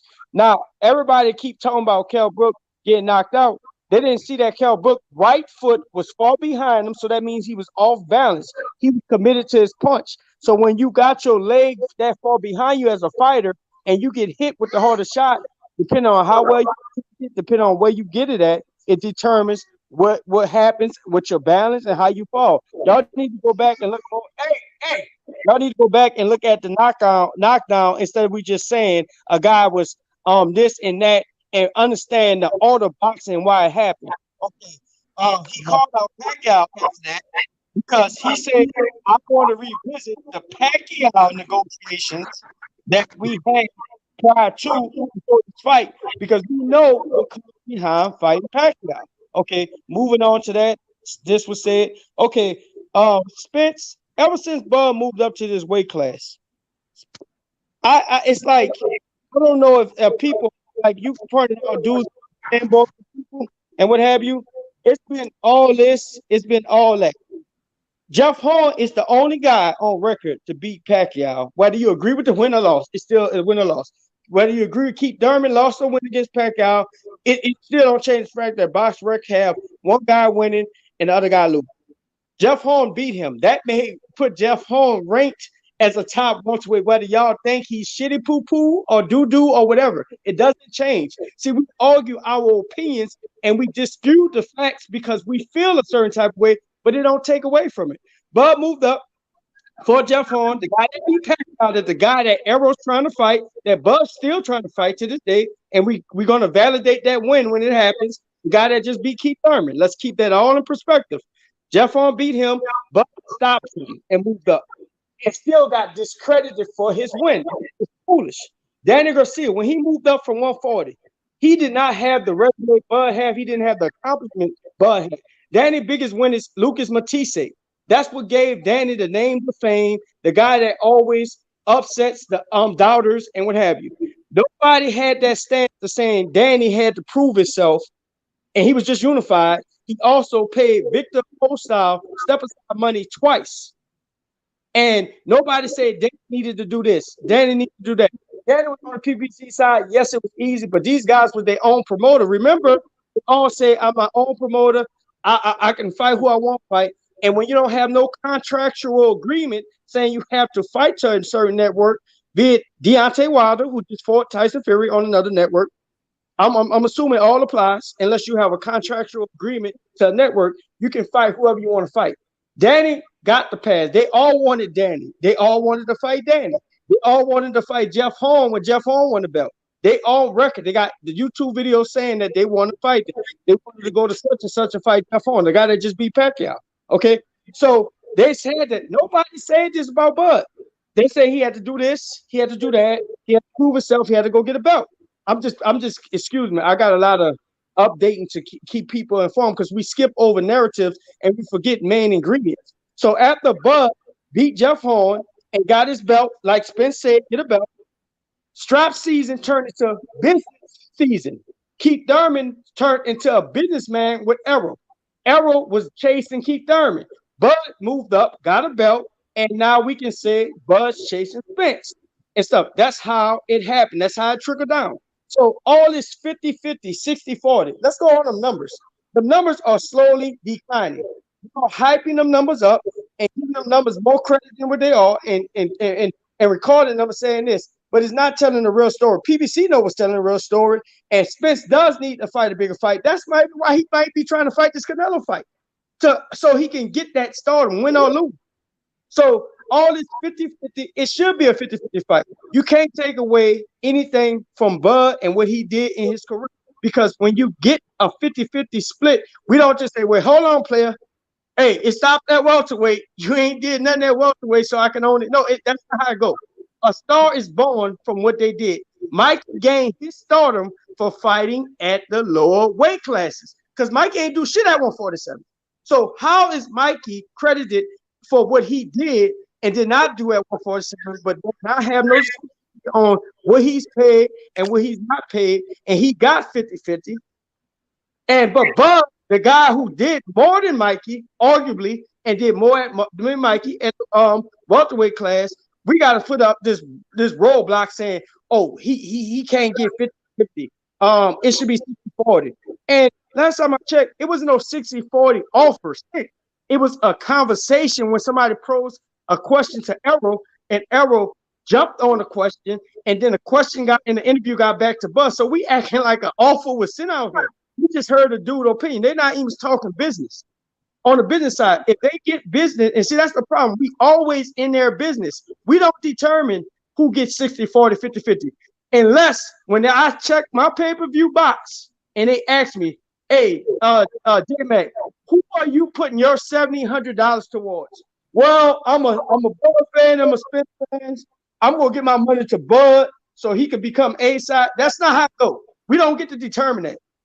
Everything that they decide to fight, that's what they need to do. We don't have an opinion on what they should be getting or what they should not be getting because it don't come down to us. It comes down to them businessmen and what makes business sense, what they want to do and how they want to do it. My last point, Sean Porter. Yeah, hey man, you going around the airport 10 times, man. When you gonna land this goddamn plane? I got 8 people on this plane, man. Come on now. My last point, Sean Porter. Sean Porter, like somebody said, has the option to mandate. He's on TV at the last pay-per-view saying he want that Porter. I mean, he want the Bud fight. That shit sound good. You're in position to say, you know how you say you want it instead of talking about it, activate it. But guess what? He don't even have to activate it no more. Bud then already sent the paperwork in to say he wants to fight as mandatory. That elevates Sean Porter. All Sean Porter got to do is sign a contract and agree to the terms. I heard they was in negotiations right now trying to figure something out. All this Bob and his $1 million, Bob he gonna lose it anyway. So Sean gonna get his money because when he lose the purse bid, they have other people that can bid on the fight and step in and pay Sean the money he needs to be paid. That's not Bud problem. Bud don't pay the fighters. The promotion and the network pay the fighters, and they come to agreement. So whether Bob want to pay $1 million to Sean, and what you call him when he lose his purse bid, and they negotiate for more. The networks could step in, Al Heyman, his advisors could step in and get Sean the money he needs. So it's in Sean's hand to push to fight the champion. We're backwards. The champion don't chase the mandatory. I mean, that's not what we're supposed to be doing in the sport. When you're a champion, when you get in a position to become a mandatory, you chase the champion and you prove your greatness, not the champion wants to chase you. So if Sean want that smoke, stop talking about it on TV, handle your business, get the contract so Bud can knock you the fuck out. And I can tell you how he gonna knock Sean Porter out. Sean Porter stops his feet, he throws punches. Now, hold on, Jay. We don't need to fight right now. Fam, look, I want you to do this shit, Jay. Because I had to stop you there. Do you have a channel, fam? No, I don't. Oh, you need one. Nigga, you need to start a channel. But dude, your mouth goes forever, like the Energizer Bunny. But that's what I need you to do, fam. Right there at the top of the screen in the corner, there is a clock, my nigga. I ain't gonna time you, but I need you to keep peeking up at that clock. Because, dog, what I can't do is give you like 10 minutes and everybody else too. I can't do that. Hey, dude, my bad. I keep going with this boxing. Yeah, I try to fit in with the dudes around here, but I'll be ready, man. I'll be ready. I want you to understand this, though. You're not on no fucking panel of casuals, fam. Like, we all know this shit. Trust and believe us. We don't, like, I get what you're saying. You got to kind of break some things down because people just don't get it. Nah, you're not here on a panel like that. We all get it very well. So I just need you to kind of make your point, bro, so I can get to the next person. Like, I didn't cut you off, but, bro, you went on for like 7 minutes, man. I can't give you all that time, and everybody else got 2 or 3 minutes to talk, bro. Because, like, come on now, like we got too many people on the panel, fam. You know what I mean? You made some valid points, a lot of them, but you made some points that was kind of, on another, you was out left field with that shit, fam. Well, IBT, no, my bad. Hold on, IBT, Jay Cooley, get him, Jay Cooley. Because I know Jay Cooley is on the other side. It's a Spence fan in here. All I heard is nothing but crying from Bud fans, man. That's all they doing is crying. Bud been getting shit handed to him his whole fucking career. You got to talk to Bud fans like you play a video game, because that's all the motherfuckers do. All right? You can't fight Raiden without fighting Liu Kang first, motherfuckers. Get that fact straight. And he don't need to get 50-50 because take the belts away. Just take the belts away. Who the bigger star? And Bud been fighting longer than Spence. And who the fuck did he beat to get undisputed? It was a vacant WBO belt, and he beat Poster for the fucking WBC belt. And Ndongo, really, that motherfucker undisputed was actually given to him. That man ain't beat no fucking body his whole fucking career but Jeff Horn. I give you Postal, and I say Jeff Horn because he beat Pacquiao. That's it. The motherfucker ain't did shit. Take the 60-40 or shut the fuck up. You saying you that good? You want to be where Spence. That's the problem. He jealous of Spence. And when he came up, he was coming for Keith Thurman. Us fans put him against Spence. That's what happened. So what the fuck, man? Bud need to retire and get the fuck on or take the 60-40. All right. Well, we got Jay Cooley stepping in there with some fire. IBT. But now, real quick before I go to IBT, hey Jay, you see how that was short, sweet, simple? He landed the plane. I'm just fucking with you, Jay. Disrespectful though. I mean, I thought it was disrespectful. I don't think I should be called. I don't direct none to no Spence fans from their side and what they chose, but it's all good and stuff like that. Oh my God, man. We is fucking talking boxing, man. Quit see, Bud fans are so Jay Cooley, hold on. So damn sensitive, man. We are fucking talking boxing. Keep hold on, I'm not a Bud fan. I'm a boxing fan, player. Okay, keep your feelings out of it, bro. We just talking. Fellas. Now, I did not kick y'all out, either of you. I just put y'all backstage. Well, understand, that's the type of shit we ain't gonna have, fam. Y'all ain't gonna get into no personal argument. So I'm gonna clear this shit up right now. Jay Cooley, Jay Cooley said Bud fans. He didn't say J Mac. Now, for some reason, you taking that as a personal attack, but he didn't. I don't think Killer Z didn't say anything. My man Flame On sitting up there smiling. For some reason, J Mac, you just took that as a personal attack. Now, I think they came up there and they defended Bud as well, fam. So you kind of took that as a personal attack when Jay Cooley made an oblique open statement. Bud fans, you're one fan. You don't encompass all of Bud fans, J Mac. Thank you. And that's the fact. That's just what just happened here. He said Bud fans, and you took that on as Bud fans meant J Mac. Because my man Flame On is a huge Bud fan. He up there smiling. Killer Z didn't say one word, but J Mac took that as a personal attack. So I don't think it was any disrespect in that. Because I sit up here all the time and say these ridiculous Wilder fans, these ridiculous Canelo fans, these ridiculous Spence fans. The facts are there are ridiculous fans for everybody's fan base, J-Mac. So you kind of took that as a personal attack, fam. I don't think it was no disrespect, but let's not go on the back and forth argument here. IBT, what you got, fam? What you got? Yeah, man, I think both these guys need to stop messing around, talking they both need 60-40. Honestly, I don't even think these guys want to fight each other next. Clearly, the biggest fight for either of them to make is the Manny Pacquiao fight. Manny Pacquiao, he's the legacy. He's the money man of the division. He's the man who's going to bring the attention, the pay-per-view buys. And for them, Manny Pacquiao fight would represent a passing of the torch, right? If Manny loses to either of them, chances are he retires afterwards, or he doesn't. I mean, I don't think he wins the title again after after fighting one of them. He could potentially beat one of them, but I wouldn't favor him against either. Right? Both of them really don't want to fight each other right now. That's not their intent. They'd rather fight Pacquiao and then one another. Right? So honestly, all these people talking about Spence Crawford, that's not happening. It's simply not happening unless Pacquiao retires or he's already taken another fight with like Mikey Garcia or just another contender with a name or something. He is not. Those two are not fighting, right? They're both talking about 60-40. Financially, it only makes sense that Errol Spence Jr. would be the one receiving 60-40.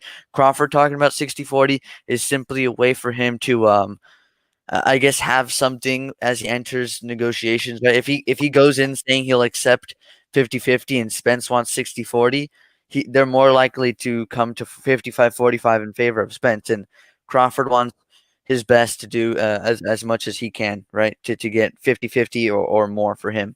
So chances are the fight's not being made until one of them fights Pacquiao or until they can agree on 50-50.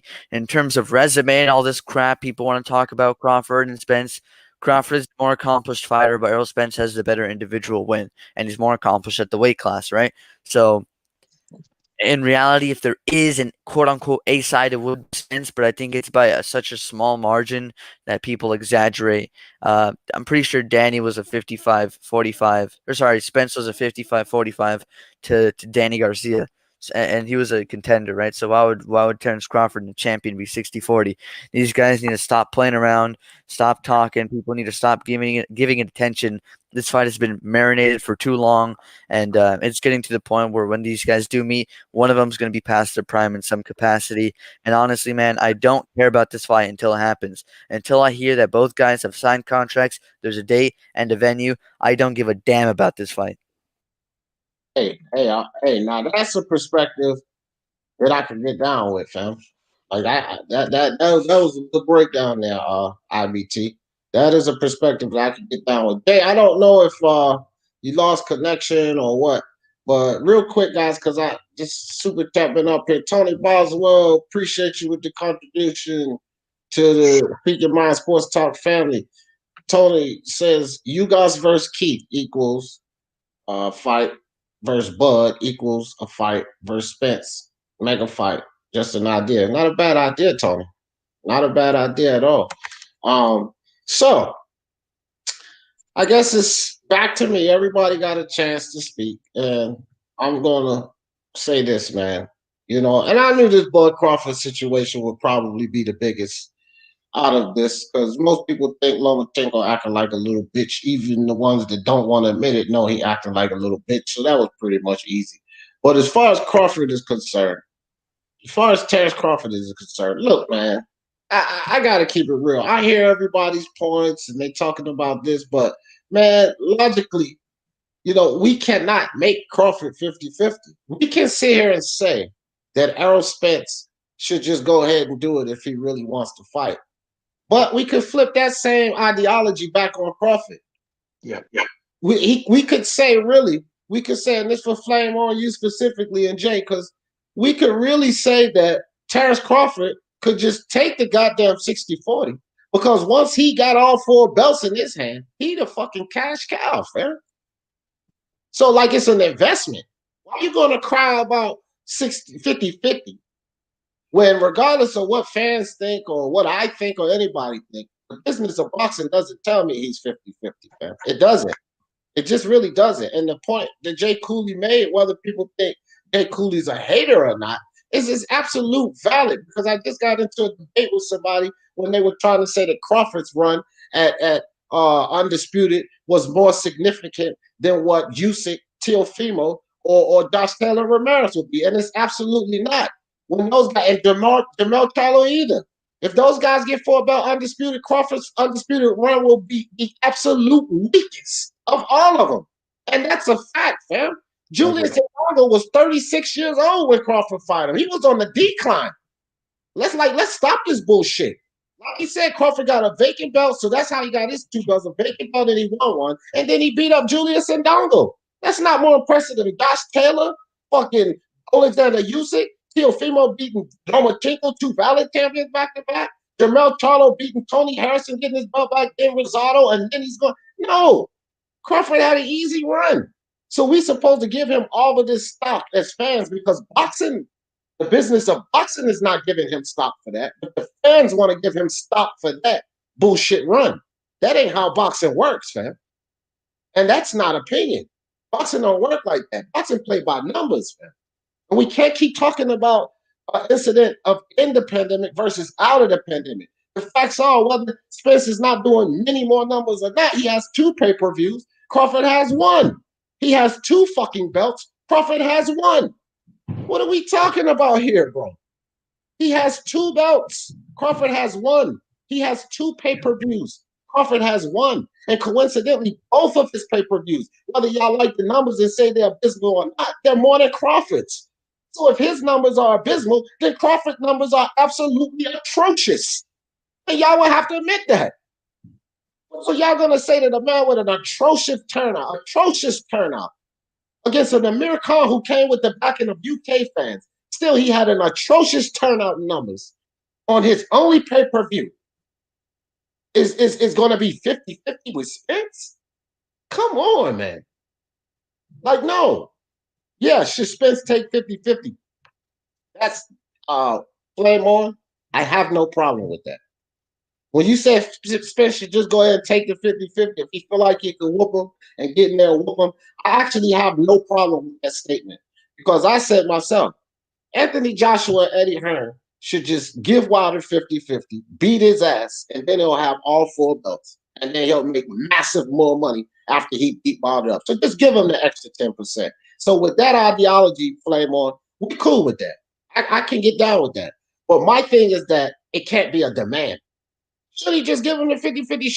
Sure. That makes sense, dog. Go give him the 50-50, beat the man, then Spence. Now you're really the man because you done beat Crawford. You know what I mean? Once you beat Crawford, there's no more questions, Errol Spence. And then you got all the stock in the world after that, right? So, yeah, just give him the 50-50. But can we make the demand on it? No. The demand can't be 50-50 for Crawford. Is that a reasonable thing for Spence to do? Hell yes, a reasonable thing for Spence to do because I felt it was reasonable for Anthony Joshua and Eddie Hearn to just give Wilder the 50-50, get him the fuck out the way, and then go on to compete greatness. And I say the same thing for Spence. I'm not gonna again. I call it even. But what I'm saying is the fans out here demanding that Crawford is worth 50-50. Bullshit. No, he's not, fam. No, he is not. Because his run at 140 is impressive. And yes, he got undisputed like only a handful of boxers has done. But that shit don't equate to stock, especially the way he got the shit. Let's keep it real. It don't equate to stock. And if it did equate to stock, right? Because all of you guys keep talking about his 140 run at for undisputed. If that equated to so much stock, why did he have an absolute atrocious fucking debut pay-per-view with Khan? If it meant so much what Crawford did at 140, if it was so huge what Crawford did at 140, why was his only pay-per-view worse than what y'all complaining about for Spence? Explain that to me.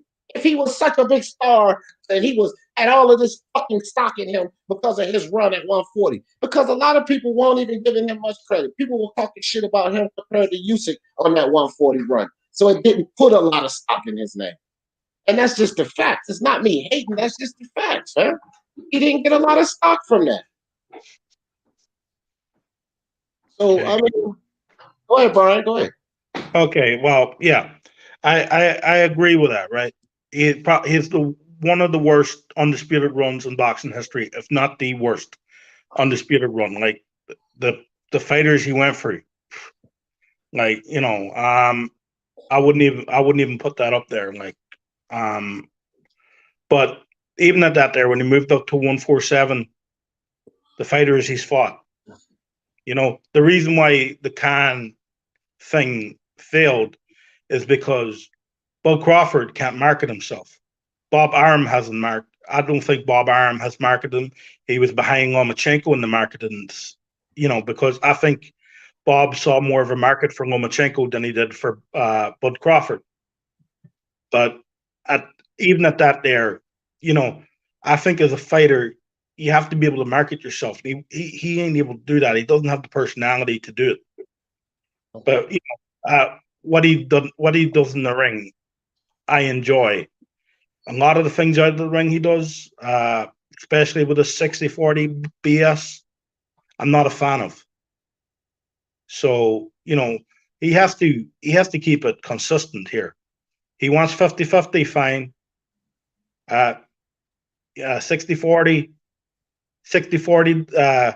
because as you said, Errol Spence Jr. has 2 belts. Manny Pacquiao was the fight.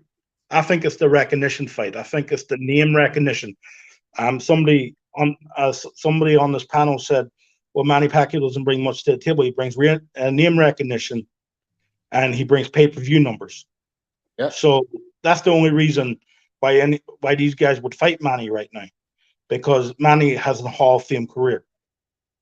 Yeah, he's the cash cow at 147. Yeah, not Spence or Crawford. Manny's the cash cow at 147. Manny, Go ahead, Brian. Yeah, like as IBT said, and me and IBT have talked many times, and he knows how I feel in that there. I've often said, and IBT is, me and him agree on that situation. So it's just not something that's come up today.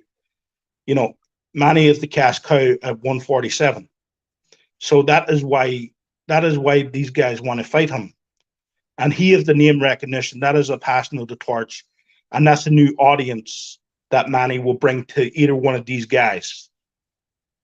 You know, if they beat him. That's why that fight is probably what both fighters are looking for, to bring that new audience, to bring that, because Manny will drive up pay-per-views.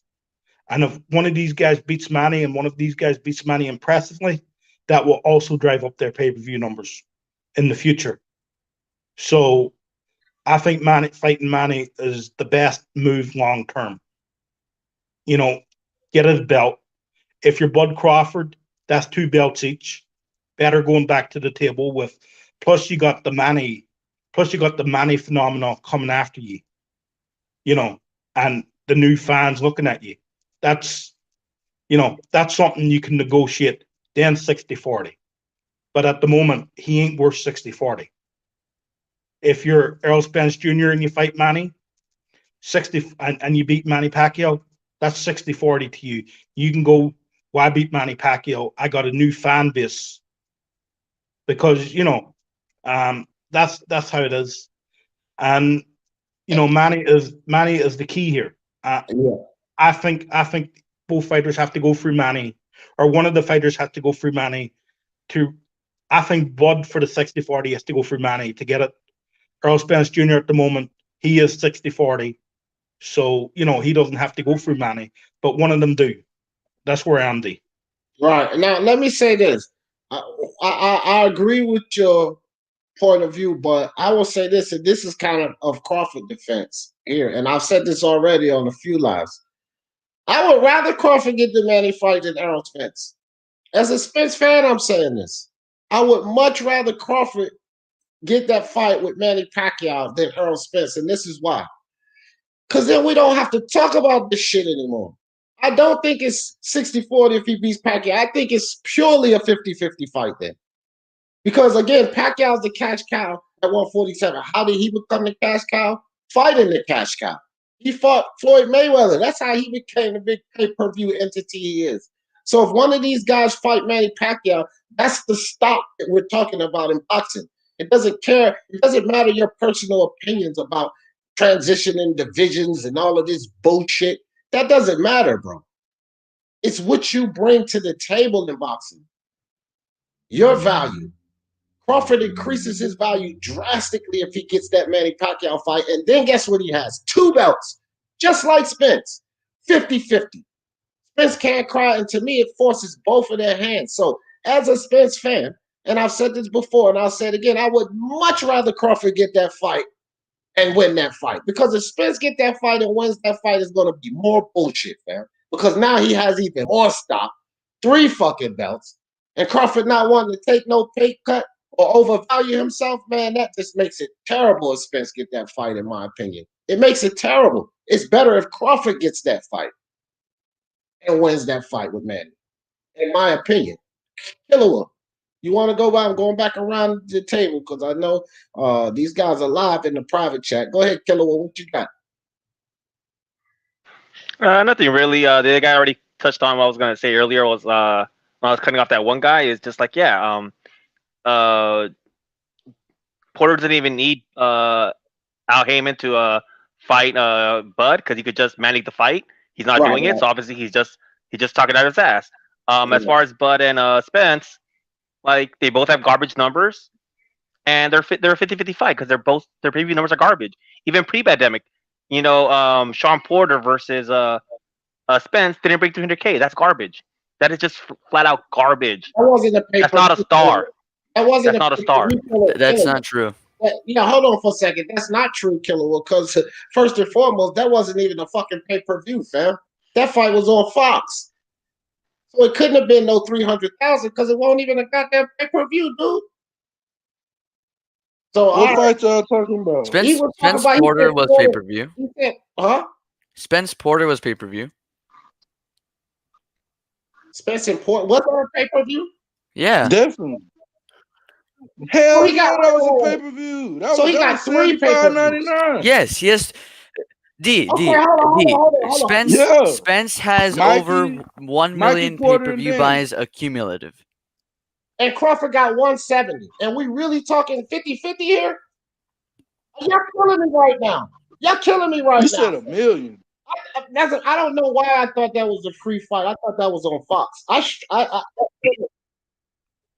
Nah, it Well, I ain't seemed paid like it for it. because I it ain't gonna flopped. lie. I paid for the Danny joint. It didn't really I ain't flop. paid I mean, for it it got neither. I got that 300. five stick. It got Yeah, more. It got but more nah, than see Crawford's how career totality pay-per-view times 2. it don't All matter. right, It's cool. it's your dancing partner, bro. And then Hey, he ain't sold no Flame on, million Flame on. pay-per-views. Let me ask you You this, listen to Flame on. Mike Let me ask you Copperger if this. you want If it's to. your dancing partner, right? Well, now let's keep this real. Hell yeah. Okay, if it's about your dancing partner, let's keep this a buck here. We're looking at Errol Spence and Danny Garcia, right? Then we're looking at Terence Crawford. Outside of the damn pandemic, and Amir Khan. You cannot tell me that Amir Khan didn't bring more to the table than fucking Danny Garcia, fam. He most certainly did. Come on, Flame on. Yes, the fuck he did, fam. Bro. No. In Not America, American. bro? I'm just talking. Danny Garcia. Look, Amir Khan, yes, his fan base is based in UK, but we're talking about people that's going to buy the fight. I'm not talking about in America. But what I'm saying is this: Amir Khan's fan base is bigger than Danny Garcia's. It is. Danny Garcia don't have no huge fucking fan base. In So if we're going America. to talk about the dance partner, basically, okay, again, In I'm America. not going by America going in boxing, fam. See, I don't break this down just America because they make more money just outside of America, right? It's not like just hold on. When Tyson Fury Okay, I fought got in one. I America, just got who a flooded question. goddamn Vegas? Was UK fans. So we're not just going to dismiss their fan base and just talk about America. We can't do that. We For got to which look at fight? the overall picture. And the overall. No, I'm talking about the Wilder Spence here. fight? Spence and Crawford. I'm not trying to. No, the Tyson Fury. Wilder? What are you talking about? Him and Wilder, right? No, you just said when Fury fought, yeah. the When they UK fought that, they flooded America. So what? My only. They're his dance partner. They didn't come over I here know, for Flamo, but what I was Vasyl and saying none is of I was that. only pointing out the support of the fan base. So we can't just dismiss Khan's fan base because it wasn't America. That's all I was saying. You see what I mean? Because we can't just say, oh, America. We can't dismiss Khan's fan base. Yeah. Did they dismiss Brooks' fan base when he fought Crawford just recently? Fuck no. They didn't dismiss that. So now we're just going to dismiss Khan's fan base. No, what I'm saying, look, like what I was trying to say was, it's like, okay, far as buying a pay-per-view, which isn't American, I don't know if the UK had a pay-per-view that they had to buy to see Crawford and Khan. What I'm saying is in America, you know, based on purchasing a pay-per-view, because the fight with Crawford and Khan sold over 14,000 at the gate, which that's good. But as far as people buying it when they can stream it for free like we do, I mean, who was gonna really pay to see Crawford? Like, we knew Crawford was gonna beat his ass. What I'm saying is, given Spence being out after the controversy with the car wreck and all of that, and then you fight in the top 5 welterweight, that shit didn't do good. That's just what I'm saying. And these numbers that you going, like, not you, D, but the other guy was going off saying Spence sold 1 million pay-per-views. No, he didn't. No, he did not. You know what I'm saying? So, I mean, Yeah, I'd probably give him 800, maybe. But like yeah, he's close now, but he ain't cracked it. But what I'm saying is, if they fought the same guys and Spence had better numbers, then I would be like, okay. But I mean, come on, Crawford, Khan, that was a shit. That shouldn't have been on pay-per-view. That's not, if Bud and Danny fought on pay-per-view, they probably would do similar numbers. It wouldn't be such a big gap. That's why I said it's the dance partner. It is obvious that's the case. It's a dance. Like if Crawford and Porter fight, they may do 200, 350, 300. You know, or 225 to 300. It wouldn't be like as bad as Postal or, you know, the Khan fight. I just think the dance partner has a lot I think most of the pay-per-view numbers came from Khan's side. I ain't even gonna lie. While you talk about in America, I think it was Hans people that bought most of the pay-per-views anyway. It wasn't even American fans. American fans talk a whole lot of shit about support, but they don't support these fighters. They stream the fucking fights, fam. No, you Nah, are one person. I bought that one. You're not I bought that just to support 48,000 people. You're one person, one flame on. What I'm saying is this. You look at all of these Wilder detractors, these Spence detractors, these Tank Davis detractors, right? How they such big pay-per-view stuff. In the YTBC alone, the between Dante's Boxing Nation, fucking Ego, and the whole goddamn LDBC, they got more than 1 million fans right there. Just their fucking following. It's more than 1 million fans. Well, why the fuck ain't Wilder, Errol Spence, or Tank Davis did over 1 million pay-per-view buys? You know why? Because all of these motherfuckers do is run around YouTube talking shit, but they don't spend the money. They don't spend the money. They're not supporting these fighters. At least you and me, we buy these fucking fights. We purchase the fights. So they talking all of this shit about how their guys are so big of stars and this, that, and the third. The whole goddamn LGBT community, Boxing Ego with 190 some thousand, fucking what's his Dante's Boxing Nation with 400,000. Y'all motherfuckers got well over 1 million supporters and Spence lovers and Black Power followers, but they don't never reach over 1 million. So what's the business? Where the mathematics at with it? So it's all bullshit talking about what they'll do in America, because Americans are full of shit. They put these fighters up on a pedestal, but they don't drop that bag, fam. When these pay-per-views come around, they're not dropping that bag. So I don't want to hear all of this garbage about, oh, Crawford's supposed to be this. Y'all ain't paying for his fights, motherfucker. Not you, Flame On, but I'm talking about Crawford. Y'all damn sure ain't paying for his fights if he's supposed to be this big fucking huge star. Spend your fucking money. Spend it. That's fair. That's fast. Like, come on with this shit, man. Look, this is the thing. Is Spence significantly more than Crawford? No. I'm not saying he has, but he's done enough. He's done more than Crawford in enough of a sense where it ain't no damn 50-50. Yeah, neither one of these dudes are in super pay-per-view stars, but Spence is ahead of Crawford. We got to accept that. He's ahead of Crawford. Yeah, he definitely way ahead. And then when we talk about the belts, he's got 2 belts. He's ahead of him in that. When we talk about the level of competition faced, Crawford ain't fought one top 5 guy yet. So when you look at all 3 of these, oh my God, you take them in account at 147, fam. Let's keep it in context. He's not fought one top 5 guy at 147, where Spencer broke. He's fought Porter off of a fucking injury. He comes back and fight fucking Danny Garcia. He's fought 3 top 5 guys. Crawford ain't fought one fucking top 5 guys. That's not true. 2 champions under his belt. Crawford got 1 and Jeff Horn under his belt. Crawford got less stock in him. Come on, bro. How is this 50-50? I agree with Flame On. He should just give him the 50-50 and make this shit happen for all of them. But you cannot demand that. He's not 50-50. Even if he was being sarcastic or trying to negotiate, we know how negotiations are. You always are higher so that you can come to a term lower or equal, right? So even if he was trying to pull that shit off, it don't validate, fam. You're not worth 60-40, and you better drop it down lower than that the other way. Because just because you yell out 60-40 don't mean it makes it 50-50, fam. Nah, it don't work like that, Crawford. It don't. You feel me?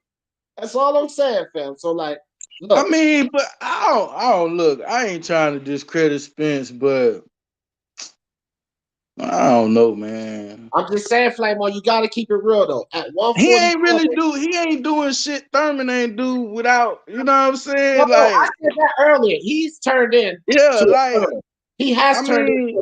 He got the names, bro, but it's just like, bro, you getting all this, like people, like, bro, like, okay, Mikey, we know the story with that shit. I didn't mention Mikey. I mentioned No. I'm just saying this based on just what I'm saying. You got Mikey. I'm not discrediting him. A win is a win, but bro, all these dudes that except Mikey already got their ass beat. I mean, whatever, man. The only difference is he fought on pay-per-view, and they wasn't all that successful. So, but I mean, look, I think you got a point. Y'all got a point too. Okay, I would say this: if Bud take this shit and this fight still don't happen, then I don't think nobody can say shit no more. But I understand why. See, it's all like you said, it come down to numbers, but it's like if he takes 60-40, how much money is that? Like, bro, like y'all guarantees, bro. Your guarantees have been, you know what I'm saying, 3 million, 2 million, 1 million, or 2 million. Like, bro, Bud getting like 3-4 M's a fight. And I gotta take a pay cut to fight Spence, bro. Like he gotta come down from 3.5 to 4 million a fight. That's what he getting for the Kavalaskis, the Khan. He got 5 for Khan. So his guarantees have been more. I don't know the back end shit. I just know whatever they say you got to do 250 to break even or whatever. He ain't really did really much more than that. But what I'm saying is the shit got to be reasonable. Like, bro, you don't get 4 and 5 million for fighting, you know, Benavidez and Khan and Kavalaskis and Brook, and then you fight the top dog and get half of that. Like, let me clear that up for you, Flame On. And this is just my understanding of it, okay? And I feel what you're saying here. But here's the thing. I agree, like, with these guys, they shouldn't have to take the pay cut. My problem is now is that in this pandemic, every fucking body got to take a pay cut. Canelo was willing to take a pay cut.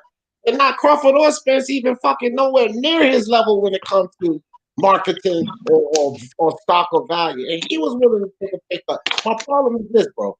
It's not about him taking a pay cut for Errol Spence. Let's keep this shit a buck and a bean and everything, fam. It is about him taking that pay cut because of what Top Rank is willing to pay out and what PBC is willing to pay out. These guys are not willing to pay out. This is how the business works, man. These networks, they have to pay out the money to satisfy these purses. That's where it's coming from. And they're not willing to come up off all that money. So it's not Crawford taking a pay cut for Spence. It's Crawford taking a pay cut because of the atmosphere of boxing right now. And Top Rank. And that's why I don't really blame Spence and Crawford too much. I blame more or less Al Heyman and Bob Arum. If people want to put Bob Arum, OT now ass, got them losing his this motherfucker contradict himself within the same interview. He can't remember what he said 10 minutes ago. Okay? But they want to put Bob Arum on the pedestal as this him and Al Heyman ain't fucking being greedy in this situation. The facts are Al Heyman and Bob Arum could come up off a little more money and they make less and satisfy both of these fighters. Therefore, Crawford won't have to take a pay cut. But because during this pandemic, Top Rank is not willing to put up that much money for him. And how do we know this? Bob Arum just came out and told all of y'all motherfuckers this. He tired of Crawford. He losing me money. Yeah. That's where the money. It's not him taking no pay cut for Spence. Bob ain't willing to shell out that kind of money for Crawford. He don't trust Crawford's value. He's telling all of you now, Crawford don't have the value, fam. That's what he's telling you guys. Yeah, that's why. No, it's all good. Go ahead. Sorry. No, exactly. That's why exactly. he got to recoup. He got to recoup. He got to recoup. Yeah, to raise the value of Bud Crawford and the Pacquiao money coming in. That's the reason he wants the Pacquiao fight. The only reason is money. The other thing too, if I had the money, I'd give both of these guys money. I'd give them whatever they want, within reason, you know. And I would ask which one wants to fight. If I had the money, I'd do it. Hey, honestly, like, how much y'all like?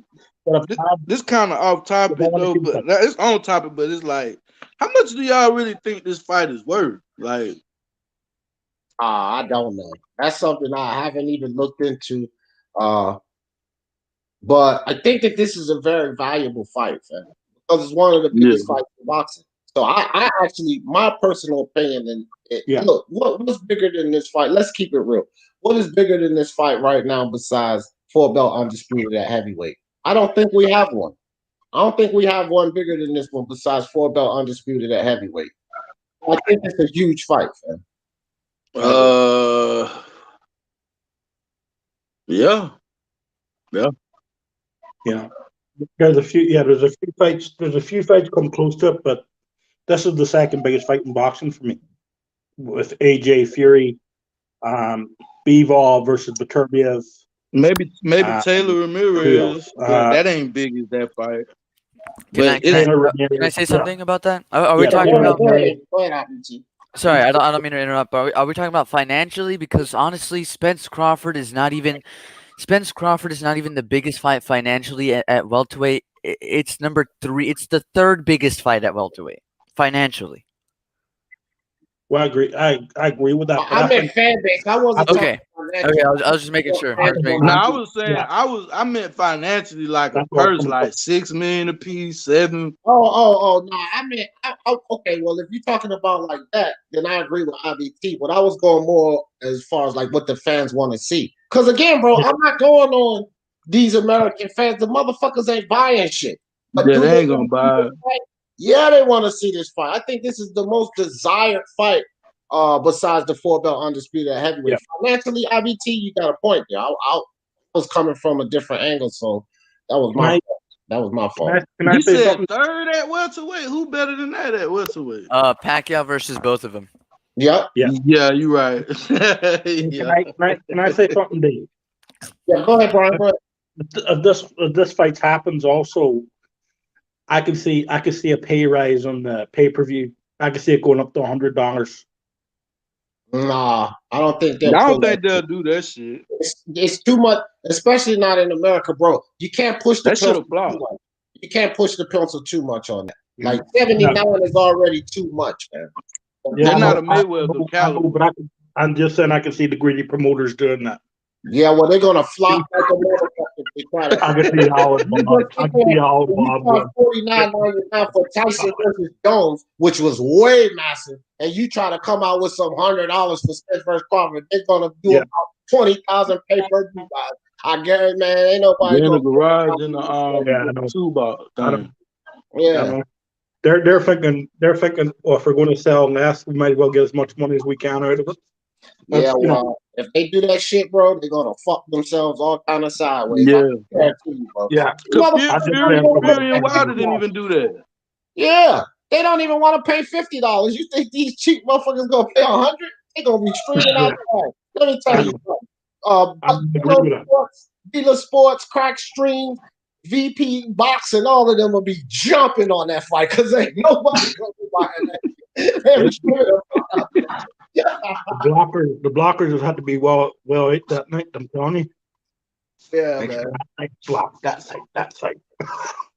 Well, guys, Jay, you got something to add in on this? Because just make sure our piece off. My man Jay Mack, Jay done fell off. We'll come back on, Jay. But look, man, I like these kind of discussions because I don't expect all of us to agree, not from the beginning, and I don't expect all of us to agree at the end of this shit. But I do expect to hear valid opinions so we could give the fans something to think about, right? At least valid, truthful opinions. The shit that Flame On was saying, he didn't tell no lies. The shit that J Mac was saying, he didn't tell no lies. IBT didn't tell no lies. Brian didn't tell no lies. So at least we can make more reasonable assessments when we get in the debate with truth. You see what I mean? With valid points, because Flame On gave valid points. He didn't come up here with all of this bullshit and these narratives we hear. Even J Mac gave valid points. You feel me? So now we can come away from this, and I don't think Flame On or J Mac still trying to hear what we trying to say, right? They're still like, nah, fuck that, man. And it's all good, but at least we all gave valid points. I don't think this was one of these where it's a win or lose debate situation. This was more of a discussion where there's reasons why we could say Crawford should get the 50-50, and I don't agree with it. But then there's reasons why we could say he shouldn't get it, and they might not agree with it. But at least we all give valid validity behind it, and I could say that. But we all put some valid reasons behind what we think. I'm just again pound for pound Flame. But at the end of the day, everybody gave their opinion, but all of these motherfuckers deserve the Flame that I gave them today. Vasyl Lomachenko, you crybaby, you little crybaby, excuse-making sore loser, acting like a little bitch. Vasyl Lomachenko, that's right. That's the Flame you get. Canelo, Shut the hell up with that goddamn 168 unified. I don't care if you my dude or not. You need to take your cinnamon redhead ass down there to 160 and finish doing the job you were supposed to do there. I'm not trying to hear all of this garbage. Why should I believe you're going to do at 160 what you failed to do at 168 what you failed to do at 160? And you want to cry about politics and who won't fight you? Man, please, I'm not trying to hear all that. Canelo, you get this flame too. And with Terence Crawford, buddy boy, you got damn right you getting this flame for B. Jefferson. 50-50. You deserve 60-40. Terence Crawford, you go look in the mirror and smack yourself. Because goddamn, you don't deserve nothing but what you get. That's what the B-side get, what you offer. About that, man. You know what I'm saying? Well, look, I'm going to let all y'all get y'all piece off. Closing thoughts on this flame session for Lomachenko, Terence Crawford, and Canelo Alvarez. We start off with my man Brian Hawkins out in Ireland. Give me some closing thoughts, my brother. Okay, quite simply. I got you, Jay. I got you. Yeah, certainly. We're going to start with Loma. You can start with whoever you want. Go down the line. I'm going to go down the line, right? That's right. Loma, stop complaining. You're making Lomachenko fans look bad. You look bad. You know, we don't need the excuse. You got beat. Simple. Get over it. If you want a rematch, pick up Devin Haney's title. I'm going to say that now. Fight Devin Haney. Pick up his title, and say let's get that match on if you want it. You know, so that's where I'm with that. I never got to say anything on Canelo. Oh shit, my bad. Yeah, I got a whole bunch of shit. But Canelo, you need to be silent, right? I understand politics is politics in boxing, and it's always going to be in the way. And you know this as well as anybody else. So why would you even open your mouth at 160 and now at 168? Right. Why do you even open your mouth? Simple as that. And Bud Crawford, beat a valid opponent. Go take Pacquiao's belt. Go fight Sean Porter, and then come back 60-40 or 50-50. Nice. Well hey, I'm back. I'm back. I had jumped off. Give me some closing thoughts, man. Get ready to close it up. Flame series. All right. Canelo, Crawford, give me some closing thoughts, man. Closing thoughts. He already beat the guy that beat the guy and took the belt from the guy that beat the guy. Like, he beat the guy already. So for somebody to close out their argument saying, go ahead and fight a valid opponent, he beat Jeff Horn, whether we want to accept it or not. If that had been a Errol beating Jeff Horn, it'd have been a win. He beat the guy that beat the guy and took his belt. So I don't get this. Bud need to fight somebody. Bud been trying to fight Spence, but we keep arguing 60-40 splits and what he done and all that stuff like that, to where that's the way of and giving him arguments to like we promote what Spence is doing. Al Heyman, you the first dude. What I gotta give you credit for is I've been saying it goes both ways, and it's not a one-sided argument. Everybody want to put it on Bob. It goes both ways. Al Heyman is in the way of some of these fights, and I'm not saying he's a problem. I'm just saying let's not act like he's not the reason why some of these fights are not happening. Bud, like you just said, pretty much. Bud fans, Bud this, Bud that. I'm rolling with Bud till something tells me not to. And I haven't seen anything or he hasn't done to say otherwise. I want the dude, he went undisputed already. I want him to go undisputed at 147. I want Mr. Mr. Strap to go after them belts at 147 and just make the fight. Whether it's 70-40, 99% to 1%, I don't give a fuck. It don't matter. I pay for it to support the fight, but the money, I don't get paid to support the fighters. So I just want to see the fight. Canelo Alvarez, I want to see Canelo really go undisputed in the division instead of hopping here, hopping there, hopping there, hopping here. Like, we ain't asked Canelo to do these. Somebody got me echoing. All right, go ahead. All right. We didn't ask Canelo to fight the Ronald Fieldings in the Kovalev's, even though some was considered a Kovalev impressive, but we ain't asked for that. Canelo had enough names to where he could have been for it and for some of these dudes, like my prior argument, like I said earlier. For his Lomachenko, man, I always thought Lomachenko could be beat. At one point, I did kind of believe that he would beat Teo because I didn't know if Teo had the tools, or he was ready to beat Lomachenko, and I found that to be wrong and what have you. And like I said, last but not least, I'm taking all bets that IBT. We're gonna have to figure out how to come to a common ground because I don't know you. We're gonna have to figure out how we can put a face to a face before we make $1,000 bet if you're willing to accept it. I got Porter getting stopped, man, and I'm confident behind that. And Porter hasn't shown me anything otherwise to why he won't be stopped. So if we got to figure out a way to connect, be it talking on here, and then we eventually put numbers out. Because I was about to give you my number, but I don't want nobody calling me on no weird shit. So if you come back on here and I meet up with you on here a few times, by the time we got to that fight get made, let's put some money on that bet. Because I'm tired of talking and arguing with dudes, and Porter gonna be another victim. He gonna be another one that bites the dust and he gonna get his ass knocked out. That's my closing statement. All right, Jay. Just before you leave, I want to tell you this. Some advice my granddaddy told me a long time ago. Don't ever bet no money you can't afford to lose, because you're gonna take a hit on that one, fam. I was gonna say. Thanks for coming through, Jay. Let me dump IVT up here to give some closing thoughts. Appreciate you, fam. You're always welcome, Jay. Gotcha. All right, IVT. All right, your turn, man. Go ahead. I'll make this brief. Lomachenko's a sucker. Canelo better live up to his word, and Terence Crawford needs to fight someone. Viable, right? As in terms of the bet, if I lose that, I don't got $1,000 to be given out for no damn Sean Porter like that, right? But if you want to bet lower, I'm down still. You can probably message D and he can be escrow or something. But yeah, thanks for having me on, D. I appreciate it. All right, appreciate you, IBT. My man Flame on 24. Let me tell y'all something before Flame on rock. Me and Flame on had to cook a dude real early on when I first met him. The funny thing is this. I came onto the panel, and it was actually me and this dude against Nuke and Flame on kind. You know what I mean?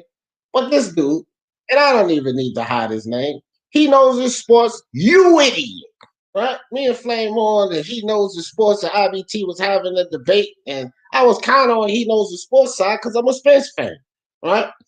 And then this idiot started talking about 5th round TKO stoppage, no two ways around it. And me and Flame on had to start getting on him. The opposite side became friends because that man lost his goddamn mind in that goddamn fight, man. But Flame on, my man, give me some closing thoughts, man. Far as Lomachenko, man, I ain't gonna really get into that like that. I think, I understand what he's saying. I think it was a little closer after rewatching it a few times, seeing other videos. I just think if you're a great champion, with being a great champion comes with knowing how to take an L. You lost, you lost. Regroup. Don't make excuses. Don't bitch or complain and point the finger at this person, that person. You knew the risk going into it. As far as Canelo,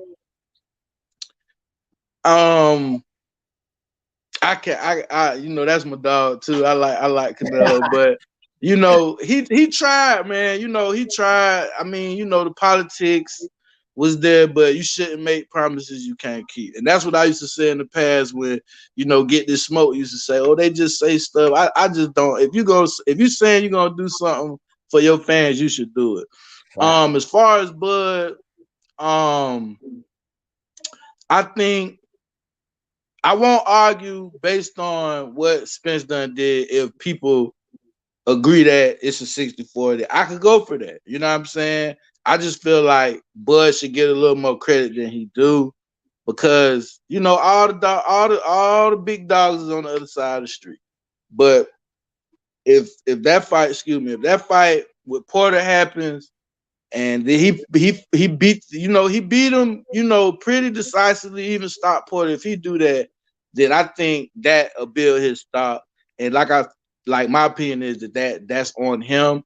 but he needs this Pacquiao fight to even really talk 50-50 from, you know, my standpoint as far as what you said with Stock. I can agree with that. So I kind of changed my mind with that. I still think I only said it based because he did it for other fighters that really wasn't bringing too much more to the table. I mean, either if they had Stock, they didn't have a belt, or if they had, you know, so I just think it'll be fair just to try to get that to happen. But I can understand the flame that he got or whatever. So other than that, man, salute you, D. You know, like I said, we got history with being on these debates, man. It was an honor to be back on here. You know, I'm glad to have you back, dog. How you doing? Yeah, I'm in school with the music and shit. Everything good? Yeah, man. I had to sit back off the music, man. I just passed my last class with a B. I took a writing about text class. That was my last class for my degree. So after this, I start my internships in February, and then I'll be on there. Then I just moved and all that. I've been doing a lot of stuff trying to get, you know, I got my family back home. You know, I've just been chilling. But y'all will see more of my face on here. So, I always appreciate you, dog. You know you're my dude. Always. Yes, sir. Likewise. All right, my dog. All right, now Ronald Finkley with the super chat. Appreciate you, Ronald Finkley. Canelo, you ducking. I hear you, Ronald Finkley. My man Remy 22 with the super chat. Appreciate you guys contributing to the Speaking Mind Sports Talk family. He says, saludos to everyone. Appreciate you, my brother Remy.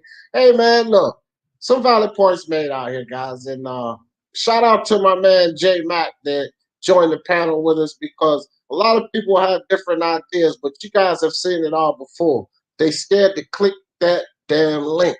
They don't want to come up here and talk to DJ, but I got to give much respect to my man J Mac right here, because he ain't ducked that smoke. He came up here and put that work in. So much respect to you, J Mac. Hey, guys, we all got our own opinions. You know what I mean? I felt it necessary for all three of these guys to get a little flame this morning. And, you know, some people might think I'm a little harsh. Some people might think, you know, okay, it's fair, but that's what we do here on Speaking Mind Sports Talk. I appreciate all you guys coming through, joining us. Jay, again, you're always welcome, brother. I like the fire you bring. I like the fact that you know boxing, man. You're always welcome to come up here and kick it with us. All right? And y'all know how I always in this thing. For the love of sports, let's talk about it. Peace.